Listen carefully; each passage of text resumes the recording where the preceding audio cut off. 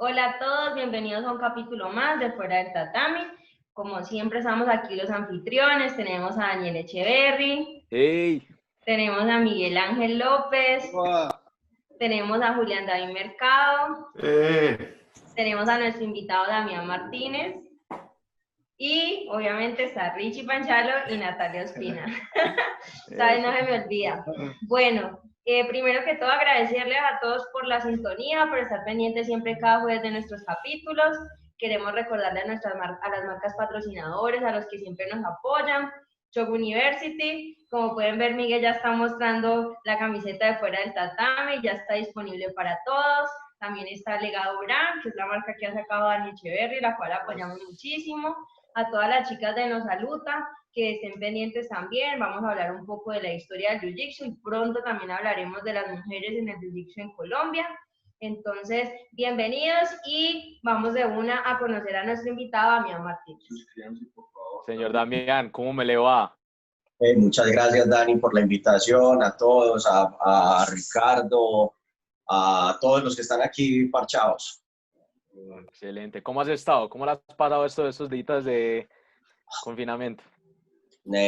Pues es una época ahí como muy rara, sin jiu-jitsu, sin actividad física, con proyectos parados, pues que se querían hacer un montón. Yo creo que ustedes también este 2020 tenían un montón de cosas ahí en el tintero por hacer, pero bueno, ahí tratando de mantenernos a flote para poder seguir con esto.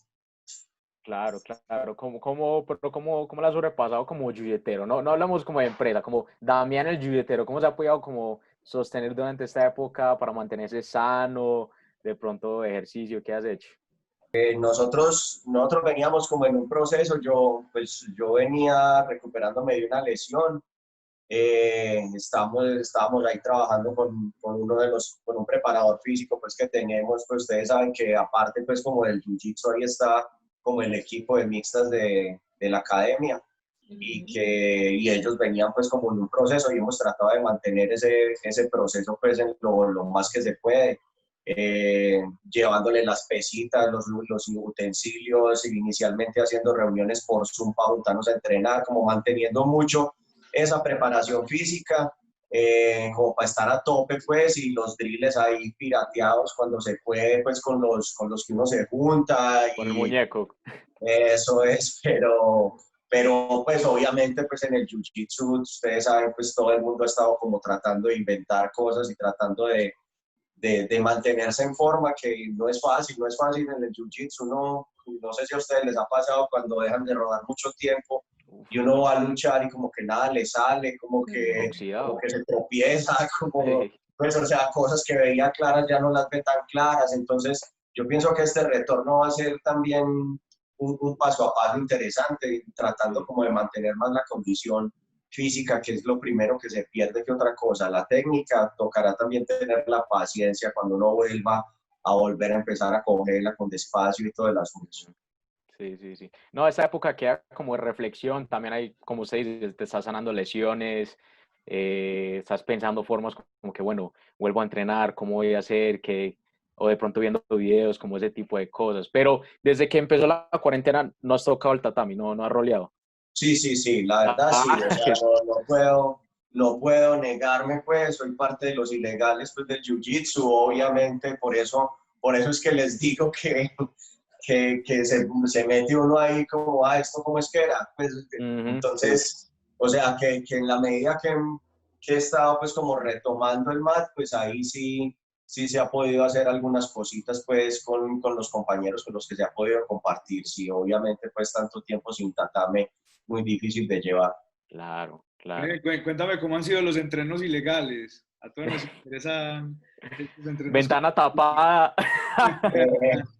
No, pues realmente tratando pues como de involucrar más lo personal pues que la academia. Pues ahí ustedes ven que tengo unas colchoneticas aquí atrás de la casa, otros tatames por ahí que hay en casas clandestinas, acomodándose pues como a lo que se puede.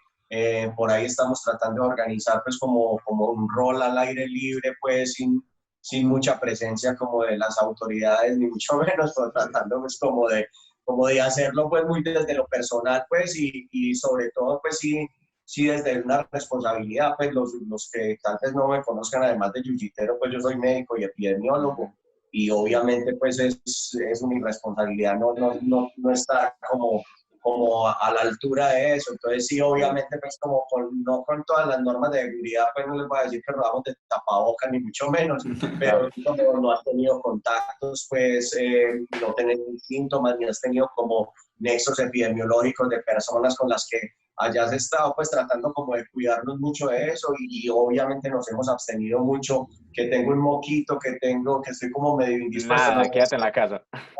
Y nosotros aquí tranquilos. Sí, pues la verdad es que ya hay, digamos, algunas academias que han hecho cosas para tratar como de cómo volver a entrenar, y por ejemplo, según he visto en Bogotá, en Affinity han creado es como mini grupos como de 3 o 4 personas, y hay alguien dirigiendo la clase, y como que en esos mini grupos como que entrenan, entonces hay como un control porque por lo menos son unos poquitos allí entrenando, porque es que el que ya está metido en el cuento del jiu-jitsu, o sea, ya es muy difícil que digamos lo deje, y pues no hay como una medida en realidad, o sea, cómo evitar el contacto. Sí, es que mira que hablábamos en estos días con un amigo que prácticamente a los jiu-jiteros o sea, nos mataron, porque el jiu-jitsu es como lo peor que se podría hacer para lo del COVID, porque hay mucho contacto, siempre vamos a estar en contacto con fluidos del otro, o sea que prácticamente es o olvidarnos del jiu-jitsu o buscar otras maneras también, porque... Sí, y como dicen por ahí, fuimos los primeros en cerrar y posiblemente vamos a ser los últimos en volver a funcionar. Pero bueno, aparte ya de toda esa actualidad de lo que todo el mundo realmente a veces se cansan, pero también unos temas muy interesantes ahí. Nosotros venimos acá porque realmente queremos saber la historia de Damián. Y la historia de Damián es la historia del Jiu-Jitsu Medellín, más o menos, ¿cierto? Si no me equivoco, Damián es de esa primera generación, esa primera oleada de personas que tomaron ese primer paso para llegar al tatami, para hacer Jiu-Jitsu, ¿cierto? Ahora, mucha gente dice, no, es que el primer equipo allá fue Gracie Ibarra o tal cosa. No es cierto, y lo sabemos, no es cierto, porque es que es imposible que el Jiu-Jitsu haya empezado en un solo lugar con una sola persona. Esto cuenta tanto para la ciudad como para el resto del país, ¿cierto? Entonces, Damián... Y también lo que ya nos han contado los invitados, o sea, porque Gio nos dio ahí como unos pasitos de cómo de pronto empezaron, y él se fue por un lado, pero al mismo tiempo por allá otros también estaban haciendo algo. Entonces... Nosotros sospechamos, y yo todavía tengo esto, que Gio Espinosa dio la primera clase de Jiu-Jitsu en Medellín.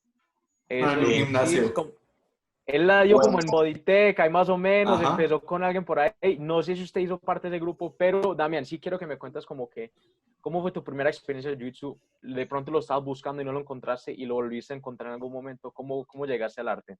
Yo creo que yo llegué un par de semanas después de eso al Jiu-Jitsu. Pues, a ver, yo como les cuento, pues como, digamos, como el primer acercamiento a las artes marciales en general, porque yo creo que de ahí salió.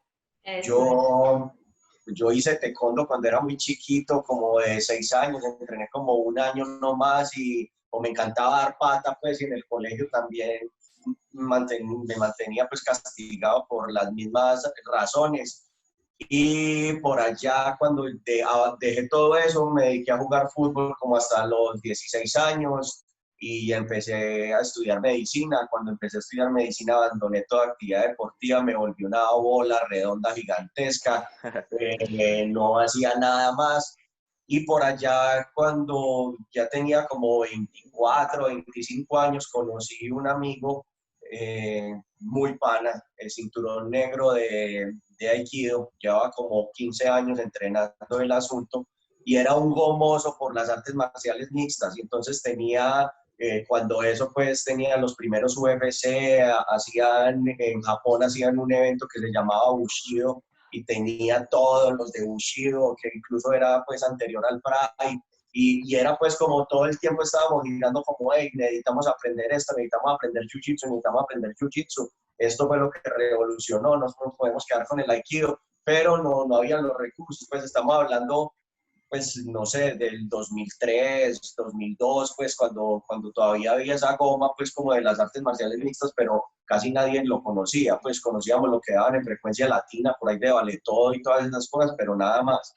Pero de pronto nunca hubo un acercamiento al club de judo, no les interesó meterse por ahí o con lucha. No, nunca hice judo antes. Me dediqué solamente como a hacer aikido en ese momento y dos amigos de ahí de aikido me dijeron, ve, hay unos gringos dando clase de artes marciales mixtas como por Laureles. Yo, bueno, vamos. No dilaté mucho como el asunto. Cuando llegué el primero que me encontré fue a Ian. En ese entonces, ¿sí o no? Y con Ian empecé. Ian, pues para los que no lo conocen, Ian es un militar retirado. Tiene pues conceptos muy buenos en shoot fighting y como en defensa personal en general. Y es un practicante de jiu-jitsu también. Y ese fue, digamos, como el primer acercamiento a los deportes, pues como de artes marciales mixtas y de combate, pues como cuerpo a cuerpo como tal. Y cuando empecé a entrenar con Ian, Ian ya tenía dos estudiantes aventajados, que yo me acuerdo que yo de 25 años y me daban la pela a dos niños de 16 y yo no podía con eso. Y estamos hablando de Gillo, pues de Jihad Moussa y de Federico. Ellos fueron los primeros alumnos de Ian en ese entonces. Ellos fueron los primeros alumnos de Ian, ¿sí o no? Entonces ahí como con Ian estaba gestándose algo de manera paralela, porque a la ciudad había llegado un gringo también que se apareció por allá en el Coliseo de Combate, irrumpió en una clase de Will Pulgarín y dijo, bueno, yo de ahora en adelante yo soy el profesor de ustedes, yo soy cinturón negro de Jiu-Jitsu. Los que no conocen a Will yo creo que fue uno de los pioneros aquí en Medellín del Jiu-Jitsu. Will cuando llegó era un cinturón azul de Jiu-Jitsu brasilero. Will es un profesor, creo que es director en un colegio acá de Medellín, incluso entrena con Dani pues en Gracie Barra. Sí. Y con Will yo entrené muchos años. Will fue un cinturón azul de los primeros que hubo aquí en Medellín, grande, súper técnico, con una calidad humana y una entrega para enseñar pues que no se le ha visto. Se le ha visto a muy pocas personas pues en esto. Y él daba unas clases allá en el Coliseo de Combate en la Liga de Judo. En esas clases creo que estaba Wilber Molina, estaba Esteban Striker, que es un amigo argentino que también empezó hace 1000 años a entrenar con todos. Rubén Villa de pronto. ¿Cómo? Rubén Villa, de pronto. Claro, Rubén, Camilo, o sea, toda esa camada estaba ahí como con Will. Yo nunca entrené con Will allá en el Coliseo de Combate.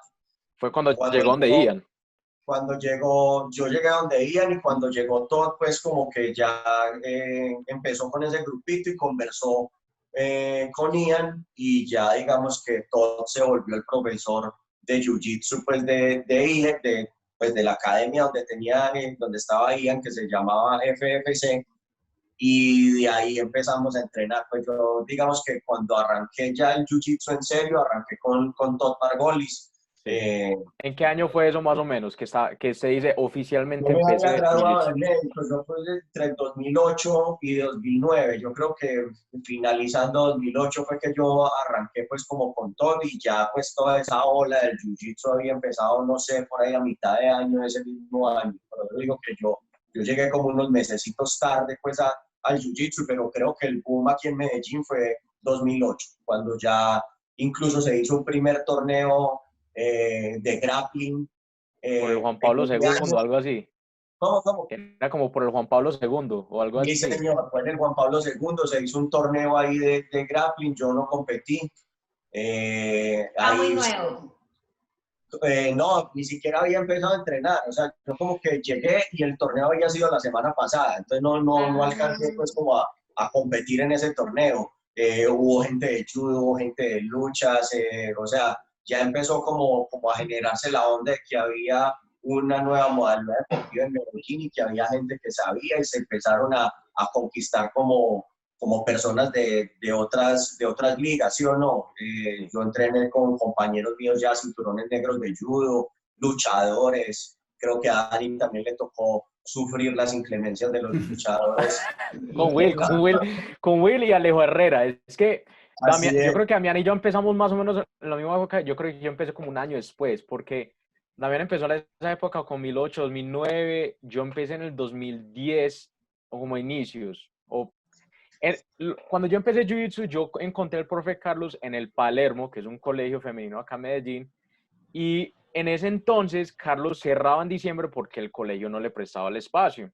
Entonces yo fui a una clase y yo me acuerdo que en esa primera clase la tomé tan, me abrieron los ojos, wow, Jiu-Jitsu, y acompañé a Rubén Villa y a otro compañero a su pesaje de MMA. Entonces en ese entonces yo creo que fue el primer evento, uno de los primeros eventos de MMA también en la ciudad, donde hicieron el pesaje en un Hooters. Y ya después empecé a entrenar oficialmente como en enero, febrero de 2010. A mí no me tocó como ninguno de esos torneos, pero yo escuché todas las historias. Entonces, por ejemplo, están los primeros alumnos de Ian como Federico, Gillo, entonces están los alumnos de Carlos, que era Daniel Moreno, que tengo entendido que ese fue como los primeros combates de Jiu-Jitsu, que fue Federico contra Daniel Moreno. Estaba Wilber Molina, que viene desde lucha, y ese fue lo que decía Damián, o sea, ese fue el que me arrastró por todo el piso y me acabó, y ahí aprendí a ser un poco más agresivo con él. Claro, estaba Leo Herrera, que también tenía esas bases de lucha.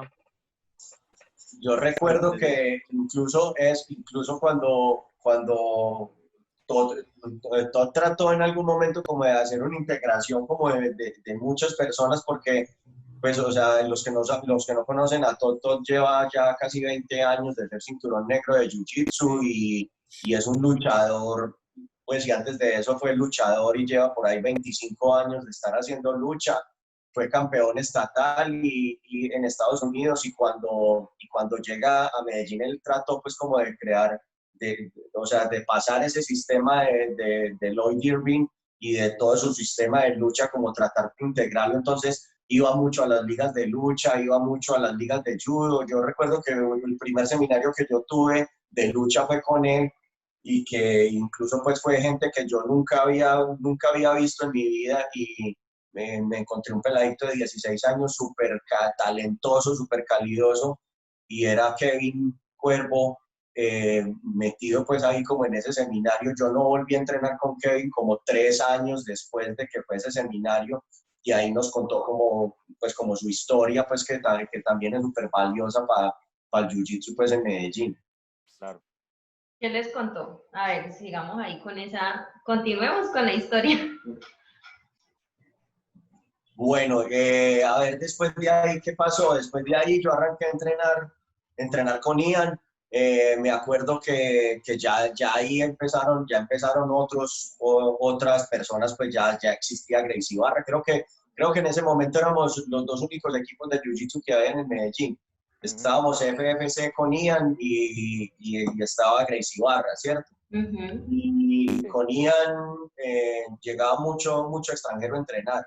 Recuerdo que era un cinturón blanco, y pues llamaba pues a todos los amiguitos cuando veía un azul que iba a entrenar, y como que ahí viene el cinturón azul. Entonces todos los blancos nos juntábamos, y ver un cinturón morado pues en el tatame ya era un asunto porque de locos, pues, o sea, ya uno entrenaba con su profesor, pero de ahí para adelante todos eran blancos, pues, y que llegara alguien diferente a entrenar, eso casi que era un motivo de celebración, y eso se hacía como lo que fuera para poder llegar a entrenar con esa persona y que le pasara 2 o 3 cositas. Entonces, cuando entrenaba con él me gustaba mucho eso, porque uno estaba como todo el tiempo entrenando con gente de todo el mundo, y eso me sirvió mucho desde lo personal también, como en fortalecer como esa confianza y darse cuenta como que uno también está hecho de lo mismo que está hecho otra gente en otro lado, y como que ahí en el tatame luchar es luchar, y pare de contar.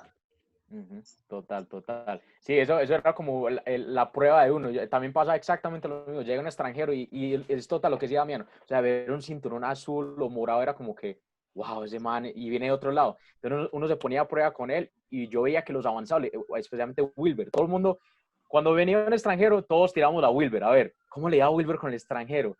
Y Wilber le metía la guillotina de una vez, y todos... el jiu-jitsu casi vale, que no sé qué, era impresionante. Entonces imagino que pasaba exactamente lo mismo por el lado de Damián.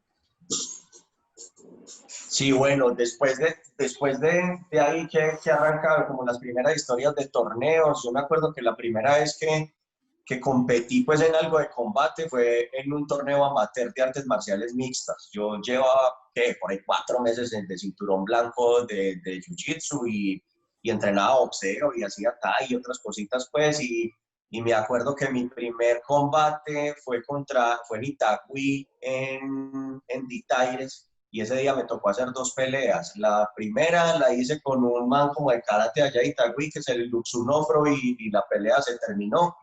Y después me pusieron a Otter. Ah, sí, yo me acuerdo. Esa segunda pelea fue con Otter, se fue a los 3 rounds y al final perdí por un Peruvian choke, que Otter ya era cinturón azul, creo, ya llevaba un ratito más entrenando que yo. Sí. Y fue una experiencia chimba, pues, como ahí el primer acercamiento a las artes marciales mixtas, estamos hablando, no sé, yo creo que eso fue en 2010 más o menos. Sí, yo ya había empezado, yo me acuerdo de eso, pero no fui porque todavía como que me daba como pena, yo era un peladito, entonces yo no fui, pero vi el video después y era wow, eso era súper bacano, y eso también me motivó como llegar y empezar a meterme en el combo de artes marciales mixtas. Sí, sí, bueno, esa fue como mi primer acercamiento pues como a los torneos y el segundo fue en Cali. Yo creo que Cali ha sido desde el principio como una cuna para los torneos de los jiu-jiteros porque yo recuerdo que el primer torneo nos juntaron a cinturones blancos y azules porque éramos muy poquitos, no había casi nadie para entrenar. Allá en ese torneo me acuerdo de los que todavía siguen, yo perdí la semifinal con Otter, me ganó con por ahí vimos el video porque está subido en el canal de Gracie Barra Colombia y estuvimos ahí investigando y pues justo vimos ese video que Otter ya tenía cinturón azul y vos eras cinturón blanco como 4 rayas, algo así. Sí, sí.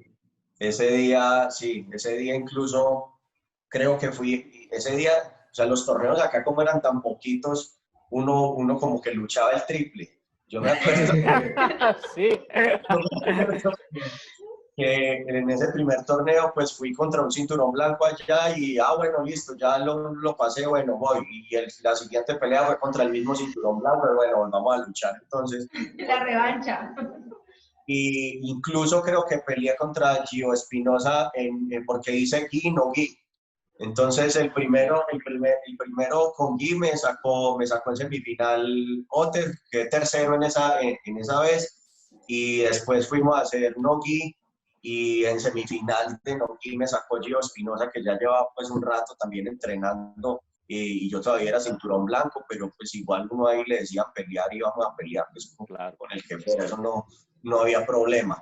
En ese sí, quedé también tercero en ese Enoki, yo me acuerdo, allá en Cali hay un lugar que es como una alianza japonesa, es un edificio de 3 pisos, pues como, cierto, todavía existe creo, y allá... Sí, Colombo japonés, sí. Colombo japonesa, sí. Allá fue ese torneo que fue sí, de los primeritos que hubo, yo me acuerdo que fui con 3 locos de acá, no, fueron con más, porque incluso Esteban Striker fue con Carlos Quintero, que también era cinturón morado, creo, en ese momento.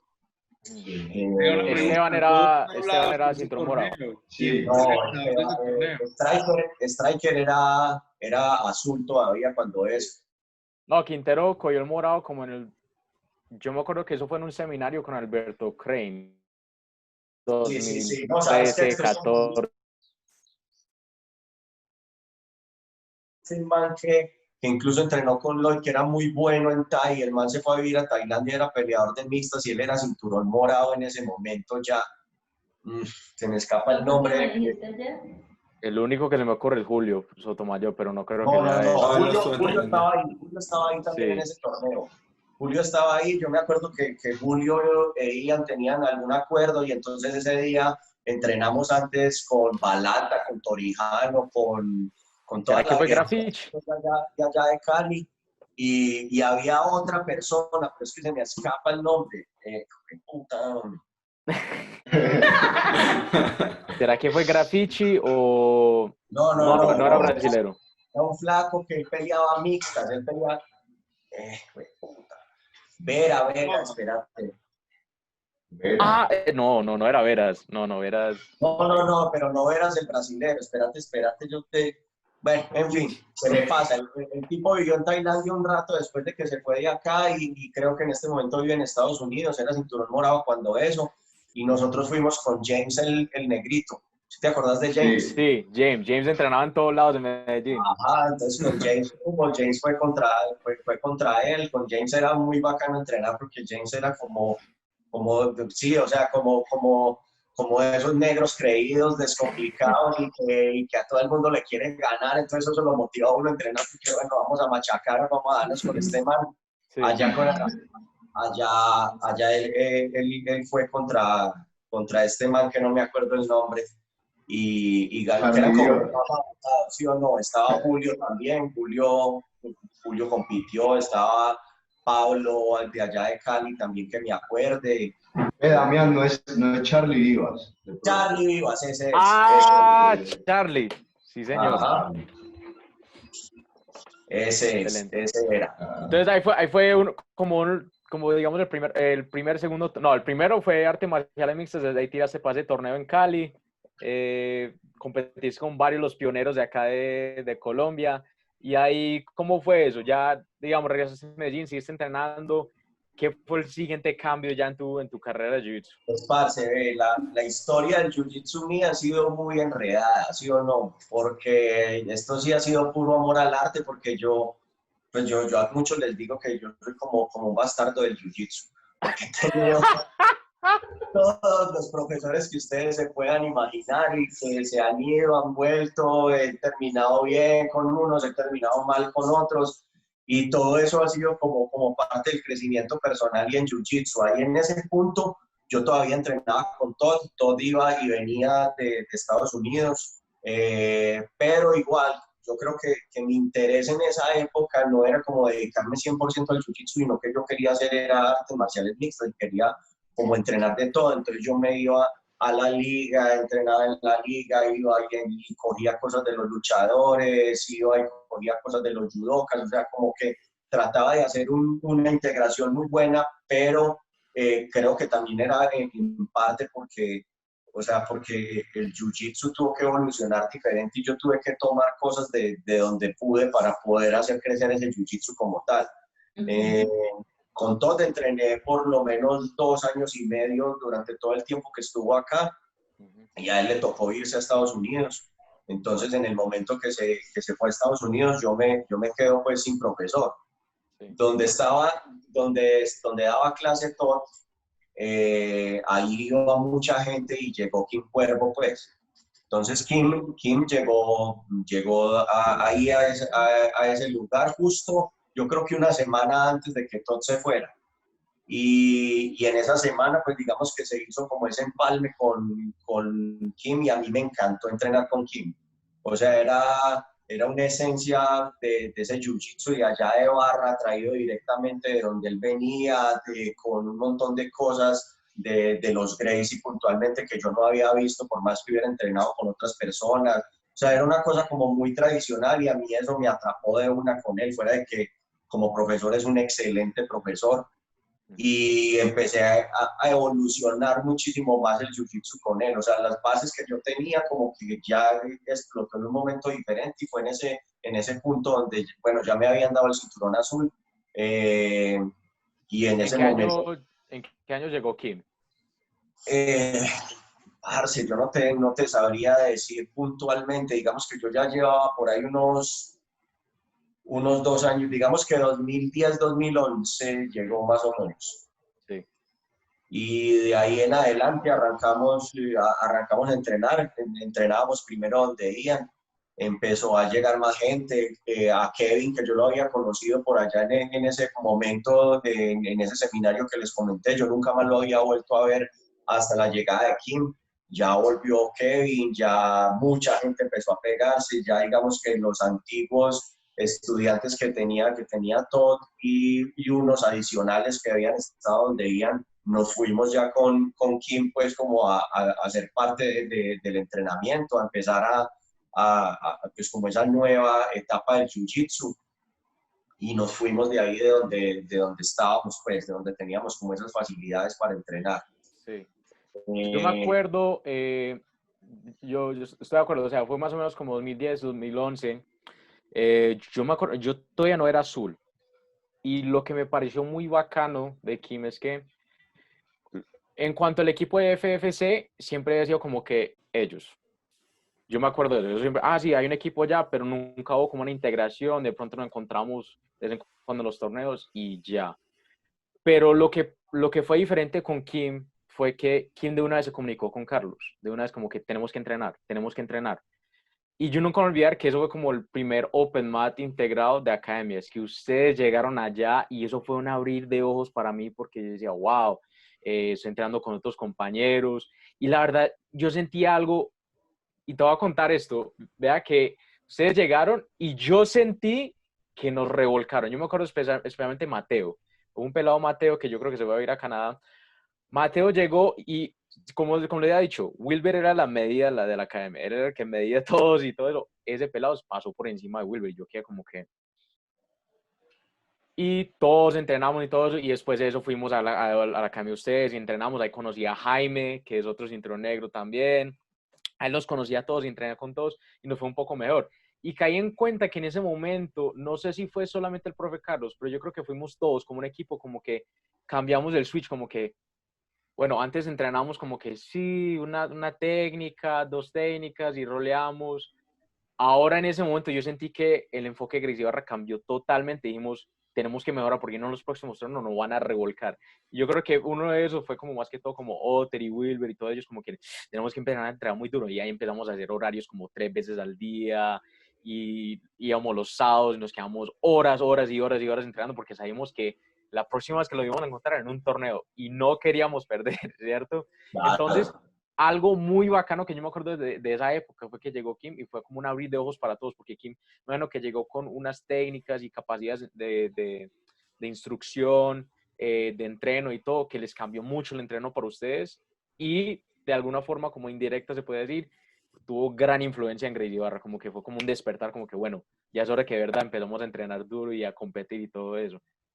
Sí, yo creo que de ahí, o sea, de ahí también, o sea, uno siempre que va a un Open Mat a otra academia, uno va como con un sustico parecido al que va a un torneo, ¿sí o no? Sí. Porque usted siente que tiene como una responsabilidad ahí, weón, de verse mejor, de estar bien. Si van a su academia, pues con mayor razón, pues usted tiene como que sacar pecho y bueno, vamos a hacer respetar pues como la casa. Y yo creo que a todos nos ha pasado en ese momento como que hay algún rival que le empuja a usted como a querer mejorarse y a querer superarse. Por ejemplo, a mí, si hablamos puntualmente de una persona, Otter fue la persona que a mí me dijo como bueno, mijo, o sea, hágale, que es que si a usted le gusta esto y si va a querer estar en un torneo, siempre va a haber alguien que le quiera arrancar la cabeza a usted, entonces va a tener que estar preparado para esas situaciones. Sí. Pero más allá de eso, yo creo que eso resaltó esa unión que se había perdido como en el jiu-jitsu. Yo creo que llegó un punto en el que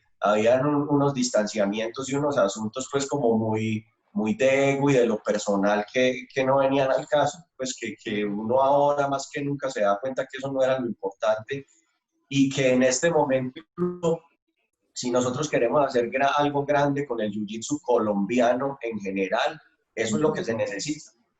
O sea, dejar a un lado el asunto de ego, organizarse, ver esto más allá de una situación de dinero o de academias o de equipos y verlo como algo integral, ¿sí o no? O sea, yo tomo mucho el ejemplo de Ecuador y digo que no nos podemos demorar tanto como ellos lo hicieron, lo están haciendo de muy buena manera, pero se demoraron mucho precisamente por problemas muy similares a este. Sí. Es como a que aquel dijo esto, a cuánto hay para mí, o sea, yo creo que de esa época lo que hay que resaltar es esa esencia de las cosas, o sea, claro. La esencia es lo que está ahí en el tatami, que lo de por fuera pues obviamente va a ayudar a que eso de ahí crezca y que de ahí nos deberíamos pegar para poder que las cosas vayan a otro nivel. Total. Entonces ahí empezó los entrenamientos con Kim, entonces ahí en ese momento... ¿Qué sentiste que ya fue el cambio para usted en tu juego, Jiu-Jitsu? Bueno, ¿qué fue todo? Lo primero, yo me acuerdo, ahorita hablando de esa pelea, ustedes ven ese Ezequiel que me mete Otter, me lo mete desde media guardia. Sí. Y eso para mí, después que llega aquí, yo le pregunto, ve, me pasó esto en un torneo y me dice, no, pero es que eso es una media guardia. Y yo como, bueno. ¿Qué es media guardia? ¿Era cinturón negro? Pero... ¿Quién era? ¿Qué dice ¿Kim Julián? ya era cinturón negro? Kim llega aquí siendo cinturón morado en el 2011. Y él se va a entrenar 1 o 2 años más a Río y vuelve como cinturón café más o menos en el 2013, 2014. Pero digamos, hablando de esa pelea, por ejemplo, nosotros ayer que la vimos, o sea, vos recuperabas siempre guardia y él nunca te pasó y siempre te presionaba y vos volvías otra vez y tenías muy buena retención de guardia, pero nunca te pasó. Al final eso lo hizo como ya en el límite del tiempo y no te pasó, sino que llegó y te hizo eso así, o sea, para mí, a la bruta, porque me parece que cuando hacen esas cosas desde la media guardia, para mí es que te quieren someter a la bruta, o sea, como que ahí encima sí ya. Y yo no tenía los de la media guardia para borrarlo del Facebook. No, pero es que Otter también es que esa es la firma de él, porque en el Manizales Open se la hizo a Manuel y lo durmió. Sí. La verdad, yo creo en ese momento, pues yo lo vi como que, pues, o sea, la verdad, lo que vos decís, o sea, había unos conceptos muy claros, o sea, usted en el Scramble, en el Jiu-Jitsu es donde usted evidencia si usted tiene o no claros conceptos, porque ahí en los Scrambles son momentos en los que usted, pues, o sea, funciona en piloto automático y si usted drilló tantas veces algo como para que le salga bien de esa manera, pues lo va a tener. Entonces, digamos que los conceptos estaban claros en cuanto a la recuperación de guardia, retención, pero digamos que era una cosa completamente distinta para mí y yo llego y le muestro el video y me dice, pero usted se sentaba ahí en una media guardia, usted podía hacer esto. Y después me doy cuenta que es que uno de los profesores de Kim es Gordo, que fue el que la inventó. Entonces, de ahí, digamos que de ese error y digamos de esa transmisión de conocimiento que me pasa aquí desde su profesor y desde todas esas técnicas que venían con Gordo, a mí el juego me cambia realmente. Pues, de hecho, los que han rodado conmigo saben que pues, yo ahora juego más guardias y juegos diferentes, pero cuando yo me veo embalado, siempre vuelvo a la media guardia. O sea, siempre eso es algo muy curioso. Yo creo que casi todo ese grupito, esa primera oleada, todos tenemos una media guardia muy, muy pulida. Ustedes por el lado porque tuvieron una fuente directa con Kim. Y nosotros por el lado de que Carlos en el 2011, si no me equivoco, fue invitado a un seminario en Predador y ese seminario lo dictó Gordo Correa. Cuando Carlos regresó, hicimos media guardia por ahí 1 año y medio derecho. Y estoy en la misma situación. O sea, me encuentro embaladísimo y es esgrima media guardia y pegarse a ese man de una forma impresionante. Yo creo que eso es algo muy curioso que hay que caer en cuenta, que es que casi toda la primera oleada tenemos una media guardia muy polida y guardia cerrada. O sea, las bases muy polidas. Claro.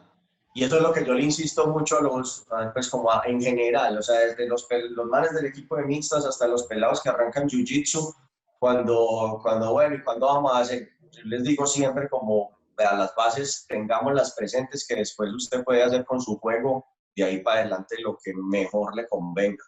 Pero si tenemos unas buenas bases, crea que de ahí para adelante la evolución del Jiu-Jitsu va a ser impresionante y yo creo que entre Todd es una persona que es lo más apegado a los principios que se puede. Y cuando Todd te explica una técnica, él te hace entender el por qué eso funciona así. Y te hace aclarar el concepto de una manera que puede dedicarse 2 horas hablando de lo mismo, pero que usted nunca se le va a olvidar por qué es que se tiene que mover de esa manera. Y con Kim se siguió como esa misma ruta de ser supremamente técnico y de llegar a unas posiciones muy tradicionales, el jiu-jitsu de Kim hasta en lo que me tocó a mí era un jiu-jitsu muy tradicional pero muy efectivo. Pero como te digo, fue un jiu-jitsu allá traído pues, y sacado de primera mano de Gordo, pues que es una eminencia pues, en el mundo del jiu-jitsu y que fueron cosas que me sirvieron para después evolucionar ese juego. Entonces, de ahí de esa pelea con Otter, de esa situación de media guardia, yo empiezo a trabajar media guardia todo el tiempo y buscando conceptos y ya tenía pues aquí los años que entrené con él, todo el tiempo tratando como de pulir y son cosas que lo que me enseñó él yo todavía lo hago muchísimo en mis peleas. También no es como los cinturones blancos de ahora que quieren hacer es pura voladora, puro berimbolo, puro botiña, solo botiña. Puro Nutella. Lo que pasa, yo creo que el internet ha sido una ventaja para unas cosas y una desventaja grandísima para otras. Vos mismo lo estás diciendo, pues hay mucha gente desesperada con aprender 3.000 llaves de pierna, 4.000 llaves de pierna y bueno, y entonces, ¿qué? ¿Y los conceptos qué? Y si se te pasan la guardia y no pudiste coger esa pierna, ya no vas a tener más recursos de ahí para adelante porque no sabes cómo recuperar una guardia, no sabes cómo salir de una situación de peligro, no tenés claro ese jiu-jitsu defensivo que es la esencia del jiu-jitsu como tal, sino que te querés tirar a hacer cosas que se ven bonitas, espectaculares, pero que, o sea, que todo ese camino para llegar allá no lo has recorrido y no estás dispuesto a recorrer. Entonces, yo creo que el Internet ahí ha jugado una mala pasada en muchas ocasiones, pues, y sí, el típico cinturón blanco hay que aterrizarlo a punta de tatama. A punta de tatami, sí, señor. Sí, señor. Pero bueno, entonces ahí ya están con Ian, era como una conversación entre Ian y Kim. ¿Qué sucedió ahí? Porque yo sé que ahí se separaron y se fueron como para, no sé si ya tuvieron como un local aparte o como, qué fue lo que pasó ahí, que ya eran como solamente Kim. Bueno, con la verdad, o sea, te voy a contar la historia tal cual pasó. Entonces, yo llego, pues yo era médico todavía, pues yo ya no atiendo pacientes, yo ya me dediqué pues a hacer mucha investigación y ya no voy a los hospitales, pero cuando eso, yo sí era médico, entonces tenía muchos turnos y mi única opción de entrenar era por las noches, y por las noches era que Kim daba las clases allá donde iban. Sí. Empezó a pasar sistemáticamente que yo no volví a ver a Kim. Entonces yo llego a donde Ian y a tomar las clases de Jiu-Jitsu con alguien que, como les digo, pues ya había aportado un montón de cosas en el crecimiento como artista marcial y ya no está. Entonces, una semana, 2 semanas y yo como, bueno, ¿qué pasó? Entonces llamo a Kim y me comenta que por unas diferencias que tuvieron él no iba a volver a estar y que entonces se iba a dedicar como a dar clases de portugués y a hacer como otras cosas mientras tenía posibilidades como de hacer algo diferente. Y yo me acuerdo que en ese momento yo como no, pues o sea, esto es algo realmente bueno, no se puede dejar morir así, yo tengo que comprometerme con algo. Entonces él me dice que en la unidad de él hay un salón social y que en ese salón social es probable que se lo presten para poder dar clases. Yo le dije, bueno, entonces, ¿qué hay que conseguir? Hay que conseguir un tatame, listo, vamos a mirarlo. Yo, como les dije anteriormente, yo tenía muchos amigos del Aikido y llamé a uno de esos amigos míos del Aikido que yo sabía que tenía un tatame guardado, empolvándose por ahí en algún lado y le dije, Carlos, ¿cómo estás? Bien o no, imagínate, pasó esto y esto, yo no tengo plata, él tampoco tiene plata, pásemelo y lo pagamos con clases, con personalizados, como usted quiera cuadramos, pero présteme ese tatame que lo necesitamos. Sí. Entonces fuimos Kevin, Kim y yo por ese tatame, por allá a una unidad por la Loma de los Bernales, estaba en el cuarto útil, vuelto nada, lo echamos en los 2 carros y lo llevamos a la unidad, lo limpiaron, lo volvieron bonito y el lunes ya teníamos un dojo en el salón social de la unidad de Kim por allá arriba en el Vigado, por el Escobero. Sí. Y empezamos a entrenar. De ahí, obviamente, ya cuando tuvimos tatame, pues se vinieron todos los que habían. Yo creo que varios de ustedes alcanzaron a ir también pues allá. Yo me acuerdo de otro, no sé si alcanzaste a subir pues allá. Y era un momento muy bacano. Ahí duramos como 3 o 4 meses. Los viernes así entrenábamos, nos pasábamos para el sauna, los sábados tirábamos piscina. Eso se volvió como la segunda casa de todos ahí, ese salón social y fue una época bacana porque incluso me acuerdo que cuando esa época alcanzaron a llegar allá cinturones negros de Costa Rica, alcanzó a ir a ese salón social fue Ariel Sexton, que es peleador profesional en UAN en este momento, fue Maestro Barrantes, Esteban Arias, o sea, muchos de Costa Rica que en ese momento vinieron a hacer unas peleas acá y terminamos entrenando con todos allá porque Daniel Gracie, el tío de Kim, era profesor pues como de ellos también y bueno, y se creó un ambiente muy bacano pues como en ese momento allá en ese salón social pues como con el esfuerzo de todo el mundo que llegó a aportar un poquito. Fue algo como muy inocente, pues fue como que algo entre amigos y se fue formando. Yo creo que eso es lo que causa como la buena energía ahí. Era un club de amigos, era un club de personas que se juntaban a entrenar y que obviamente entendíamos pues que el profesor también tenía que vivir de eso y que todo el mundo aportaba pues de buena manera. Sí. Pero entonces ahí, yo no creo que alcancé de subir allá. Yo sí me acuerdo que de pronto Camilo Mejía, que siempre estaba muy involucrado en el equipo también, él está yendo mucho a entrenar con ustedes, o tenía un par de veces, no sé si Wilber.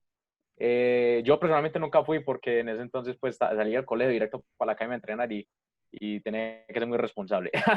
pero sí llegué a visitar ya cuando consiguieron el local por la Guacatala, el local grande, que fuimos a verlo y alcancé a ir a un par de seminarios allá también. Entonces ese fue como el segundo paso para ustedes. Claro, o sea, ya cuando, mejor dicho, lo que estaba ahí era algo temporal. Kim por esa época tenía una novia que era, pues la familia de ella era la dueña del lugar donde nos pasamos. Entonces, ese gimnasio, perdón, ese local fue un gimnasio hacía muchos años. Después, cuando recién nosotros llegamos, eso era una clínica, era una sede del Instituto de Cancerología de la Clínica Las Américas. Pero eso ya llevaba abandonado un rato. Pues incluso cuando nosotros llegamos todavía estaban los letreros, habían las canequitas pues, de riesgo biológico, o sea, un montón de cosas pues, que eso se había dejado. Y eso es un edificio de 3 plantas y nosotros solamente tomamos una. Entonces era bacano porque en esa época estaba como las chicas de pole dance ahí con la novia pues de Kim de ese momento, era profesora de pole dance y estábamos nosotros al lado haciendo jiu-jitsu. Entonces era pues como un buen caldo de ojo entre ver las niñas entrar a hacer pole dance. Y entonces, bueno, o sea, fue... En ese momento abría el kimono y era... ¡ah! Pero ninguna de las chicas se metieron a entrenar. No había mujeres entrenando. Creo que la única era la hermana de Kim. Sí, la hermana de Kim, sí, la hermana de Kim hacía la masa, hacía pole dance y Chachi pues también entrenaba ahí jiu-jitsu con nosotros, pues hacía las dos cosas, pero no, ninguna se animó a ponerse el kimono, ni nosotros a subirnos al tubo tampoco, pues. Y en toda esta historia que has contado, ¿alguna mujer que hubiera estado en el equipo siempre con ustedes entrenando o solamente eran hombres? Pues mira, al principio no había niñas entrenando, o sea, de toda esta época que te dije, no había ninguna niña entrenando. Creo que las 2 primeras niñas que tuvimos entrenando fue a Sabina Mazo, pues la peleadora de UFC en este momento, y a Verónica, pues Zuluaga, que todavía entrena con nosotros, pues que ya hizo como su paso al boxeo, pues y está ahí. Esas fueron como que yo recuerde, las 2 primeras niñas que llegaron a entrenar jiu-jitsu y que eran constantes y que le daban pues como con el tiempo. Después llegaron muchas más, pero en esa época pues puntual del arranque fueron ellas pues las que empezaron a entrenar en esa época con todos nosotros. También digo que ahora, yo también pienso que era como un poco difícil para las chicas al principio, ¿cierto? O sea, por ejemplo, en este momento lo es. En este momento no tanto, pero por ejemplo cuando yo estaba empezando, es que para la chica hay que tener un ambiente adecuado y hay que tener ciertas reglas que de pronto nosotros no teníamos en cuenta en ese momento. Nosotros éramos unos salvajes que llegábamos, sí, kimono, tú, morir, tal. O sea, era como unos cavernícolas ahí dándonos y después terminaba de entrenar y cada uno se quita el kimono ahí, se queda en boxear ahí tirado sobre el tatami y la chica queda como que... Entonces, sí, nosotros, por ejemplo, recibimos la primera mujer y Carlos ahí mismo nos dijo, ¿se van a afinar o se me van a afinar? Una u otra. Entonces yo digo que hoy en día pues ya las academias se van adecuando a un espacio donde sea más agradable para una mujer, pero yo digo que al principio, por lo menos lo que a mí me tocó, yo no me imagino ninguna mujer, o bueno, por ejemplo Sabina y Verónica, la que has mencionado, sí pueden aguantar ese ambiente porque iban allá netamente a entrenar, no les importaba lo demás. Y ahí, pues, y ahí en ese momento también, o sea, hay que decirlo, Kim era una persona súper estricta en eso, como usted porque está cambiando ahí, vaya a ver que allá hay un baño, o sea, córrase, mire que ahí hay una niña, está mi hermana. Entonces yo creo que también ahí eso le empezó a dar como una mirada diferente al jiu-jitsu. Fuera de eso que se empezó a resaltar, pues, o sea, yo creo que todas las niñas cuando empiezan a entrenar jiu-jitsu y llevan un mes, 2 meses y llega el nuevo y entonces lo revuelcan, eso, pues eso nos pasa a todos, pero creo que para una niña es como mucho más satisfactorio poder como tener el control de esa situación y eso empezó a hacer crecer pues como las mujeres ahí también en el tatami un montón. Total, total. Entonces ahí están en ese espacio grande, en la Guacatala. Yo me acuerdo que ahí duraron mucho tiempo, porque como te había mencionado, llegué a ir como a 2 o 3 seminarios allá, llegué a entrenar con ustedes allá. Según yo tenía en cuenta como que tenían muchos planes para ese lugar, pero ¿qué pasó ahí? ¿Qué fue lo que...? Bueno, entonces ahí hay varias cosas, ¿sí o no? Pues ya se empezó a enredar el asunto, porque como te digo, ese local era de la familia, pues de la novia de Kim. Pues como en todos los negocios, pues iba viéndolo como nosotros inicialmente no íbamos a estar ahí. Inicialmente lo que queríamos era alquilar en Vizcaya un golfito que estaba abandonado hacía por ahí 600 años y fuimos a ver el local y todo y nos lo daban súper barato, pero nos hacían un contrato de arrendamiento, pues la cosa más desfavorable del mundo. Nos daban un contrato como por 3 meses y nosotros estábamos dispuestos a invertir un dinero importante pues como para adecuar el lugar. Y al fin no lo tomamos porque eso pues para nadie es un secreto, eso fue propiedad del Éxito y montaron un call center ahí, todo eso lo volvieron pues como oficinas y esa era la razón para que nos dieran un contrato bien pequeño. Entonces eso se fue para atrás y nos tuvimos que quedar donde estábamos.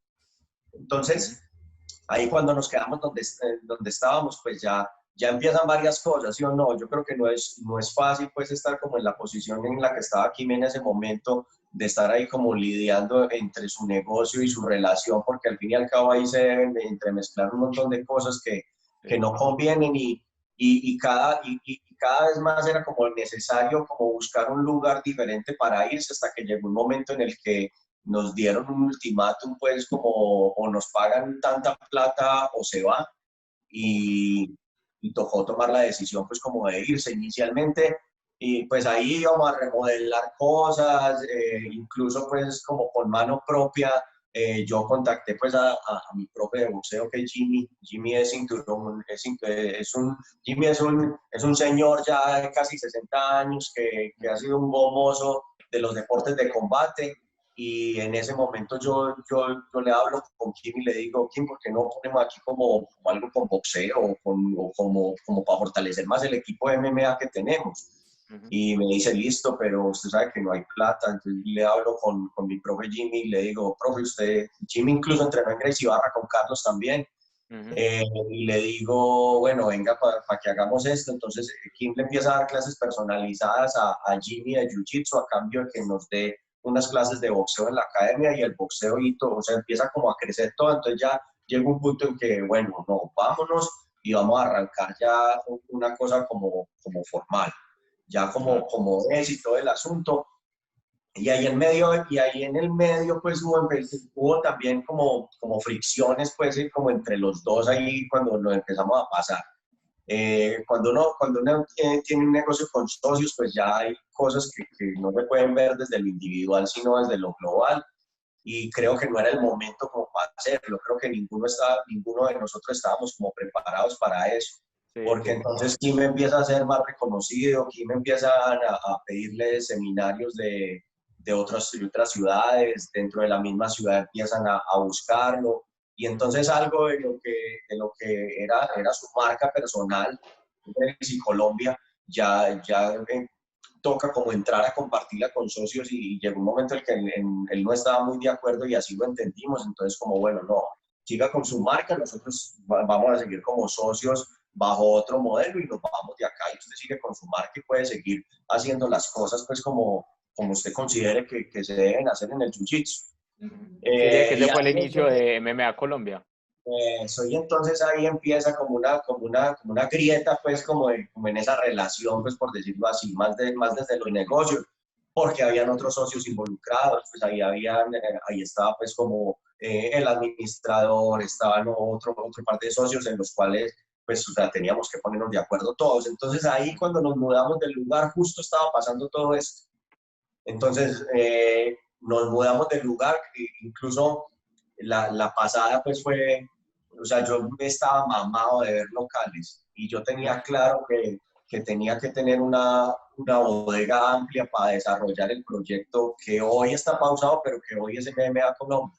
Sí. Yo sabía que teníamos que tener un espacio amplio, que el Jiu-Jitsu tenía que tener su espacio independiente, que boxeo tenía que tener su espacio independiente, y empezamos a mirar. Me acuerdo que una vez nos quedamos como hasta las 8 de la noche por allá viendo no este lugar, sino viendo una bodega que nos había parecido buena, bonita y barata.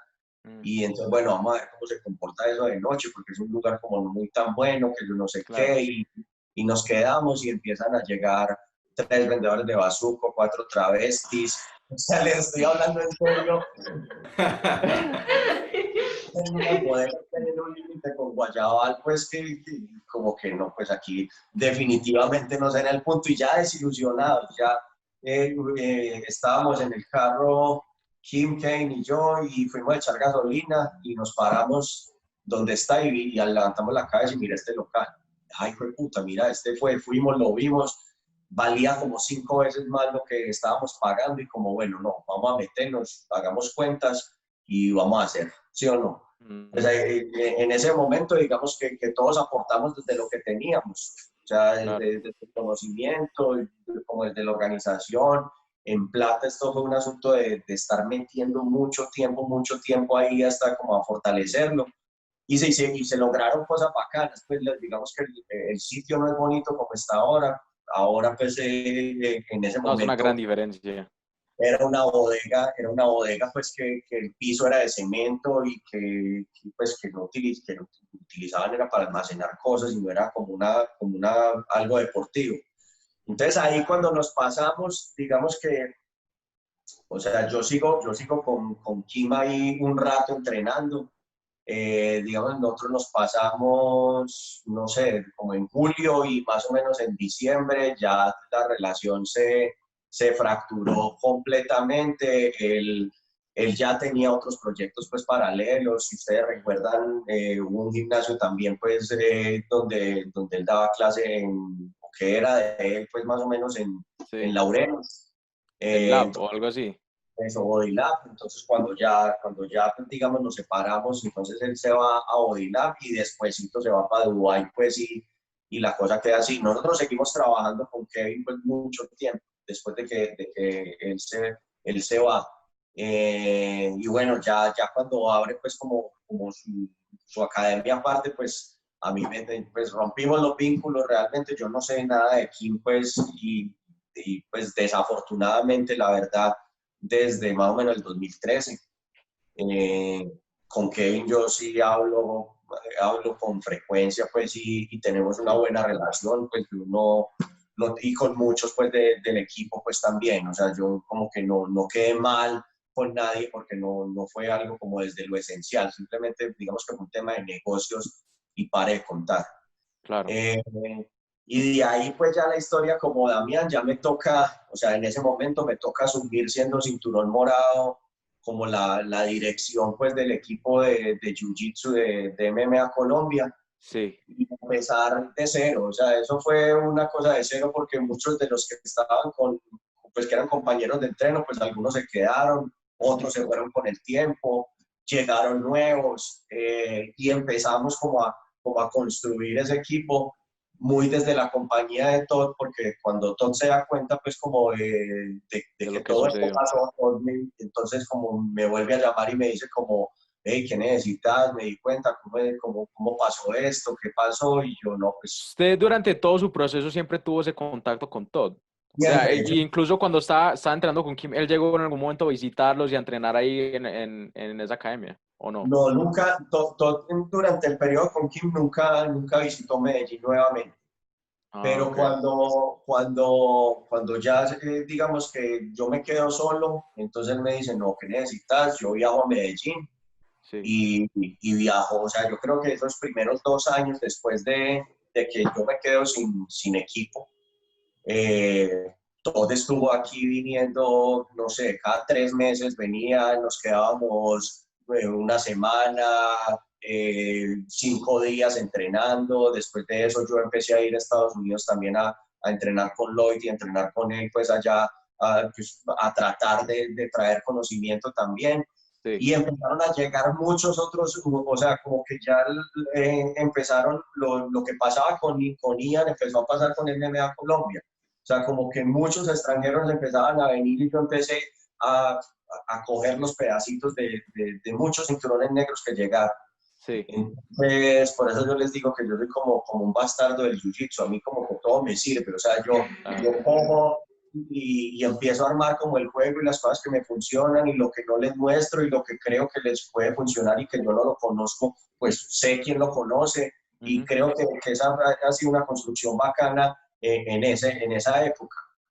Pero entonces, en términos de como de equipos, o sea, el cinturón azul, ¿a ti quién te lo dio?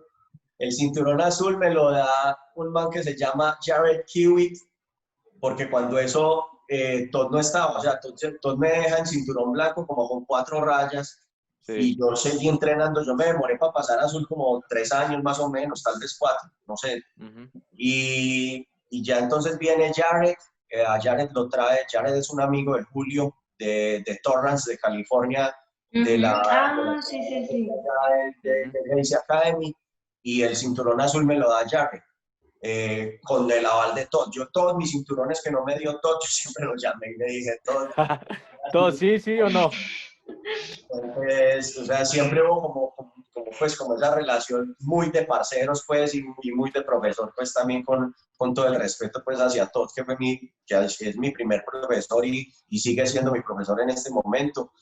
El cinturón azul me lo da Jared, el cinturón morado me lo da Kim, y ya el café y el negro sí me los da, pues el café me lo da Todd y el negro me lo da Lloyd, pues en compañía de Todd, pues ahorita hace un año, pues apenas que soy cinturón negro de Jiu-Jitsu. Esa ha sido como la historia, pues que casi todos han tenido un cinturón diferente. Sí. En cuanto ya a tu proceso, bueno, te quedaste ya, digamos, tirado por no encontrar otra palabra, en cinturón morado, asumiste eso. ¿Qué crees que fue el reto más difícil para vos ya asumirlo como profesor y también como alumno de alguna forma? Parce, ahí hay varias cosas en juego, ¿sí o no? Porque, o sea, para todo el que quiera tomar el jiu-jitsu de una manera seria, sabe que esto es una cosa de tiempo completo. O sea, que si usted tiene la mente distraída, pues por decirlo, en otras cosas y en múltiples ocupaciones que yo tenía en ese momento, tal vez la técnica no se va a depurar tanto, tal vez van a quedar detalles que usted no se va a acordar. Entonces el mayor reto fue estar concentrado para poder asumir todo eso, porque la vida tenía que estar corriendo igual. Entonces yo recuerdo que recién me quedo como solo, pues en cinturón morado. Ustedes saben que uno apenas está como armando su juego, usted apenas está viendo como las cosas que le funcionan. Ya de azul usted tiene un bagaje pues importante en esas bases que yo creo que fueron lo que más me ayudó a mí para poder evolucionar el juego. Sí. Pero usted de todas maneras empieza en cinturón morado como, bueno, ¿y yo dónde estoy parado? En cinturón morado yo me demoro casi 5 años, 4 pasaditos para poder coger el café. O sea, fue el cinturón en el que más tiempo me quedé, precisamente porque me tocaba ser profesor, estudiante, recibir a los cinturones que llegaban, ser la cara pues como de la academia. Pero yo creo que, o sea, hay un dicho que dice que el maestro aparece cuando el estudiante está listo. Y yo ahí en ese momento, pues como que empecé a dar todo de mí para la gente que llegaba. Y afortunadamente llegaron personas súper talentosas, que en ese momento que yo me esforcé mucho por darles unas muy buenas bases, pero que después ellos me devolvieron todo eso en detalles desde la técnica, porque tenían todo el tiempo como para sentarse a estudiarlo. Y estoy hablando pues de del estudiante pues más querido y que es como el segundo al mando ahí en MMA Colombia, que es Felipe, pues. Y Felipe Alzate llega en un momento que, pues, que yo no me lo esperaba. Felipe llegó ahí a entrenar boxeo, pues, y eso porque la mensualidad era muy barata. Nosotros cuando todo esto empezó, nosotros nos quedamos con muy poquitica gente, entonces mantener a flote la academia fue bien difícil en ese momento. Empezamos a dar promociones, mejor dicho, entrene casi por 10.000 pesos, pues, y venga, y Felipe era un practicante en un call center cerca a donde estaba la academia en este momento. Entonces él pasó y vio, y ve que bueno, yo he visto eso por YouTube. Entonces vamos a mirar cómo es el asunto. Y Felipe empieza a entrenar con nosotros y yo empiezo a ver que ese pelado es especial. O sea, ese pelado tenía unas condiciones diferentes a las de cualquiera. Y yo creo que él fue uno de los responsables como de mantener a flote ese jiu-jitsu como tal, porque él me llevó a mí a exigirme en ese momento. O sea, él me llevó a mí a madrugar a las 6 de la mañana y a decir, listo, vamos a hacer entrenamiento físico a las 6 de la mañana, vamos a venir a hacer estas clases por la tarde, por la noche. Y ahí empezamos como todo ese proceso de que él rápidamente evolucionara y que llegó un momento en que, a pesar de que los profesores de nosotros estaban lejos, entre los dos empezamos a construir un juego que nos parecía bueno, que nos parecía efectivo, que teníamos que reconocer las bases y creo que como te digo, o sea, uno no sabe de dónde le van a venir a usted como los detalles y los maestros y las explicaciones, y yo a él se lo he dicho abiertamente. O sea, uno de las personas que más ayudó en mí a evolucionar el jiu-jitsu fue él, fue el propio estudiante.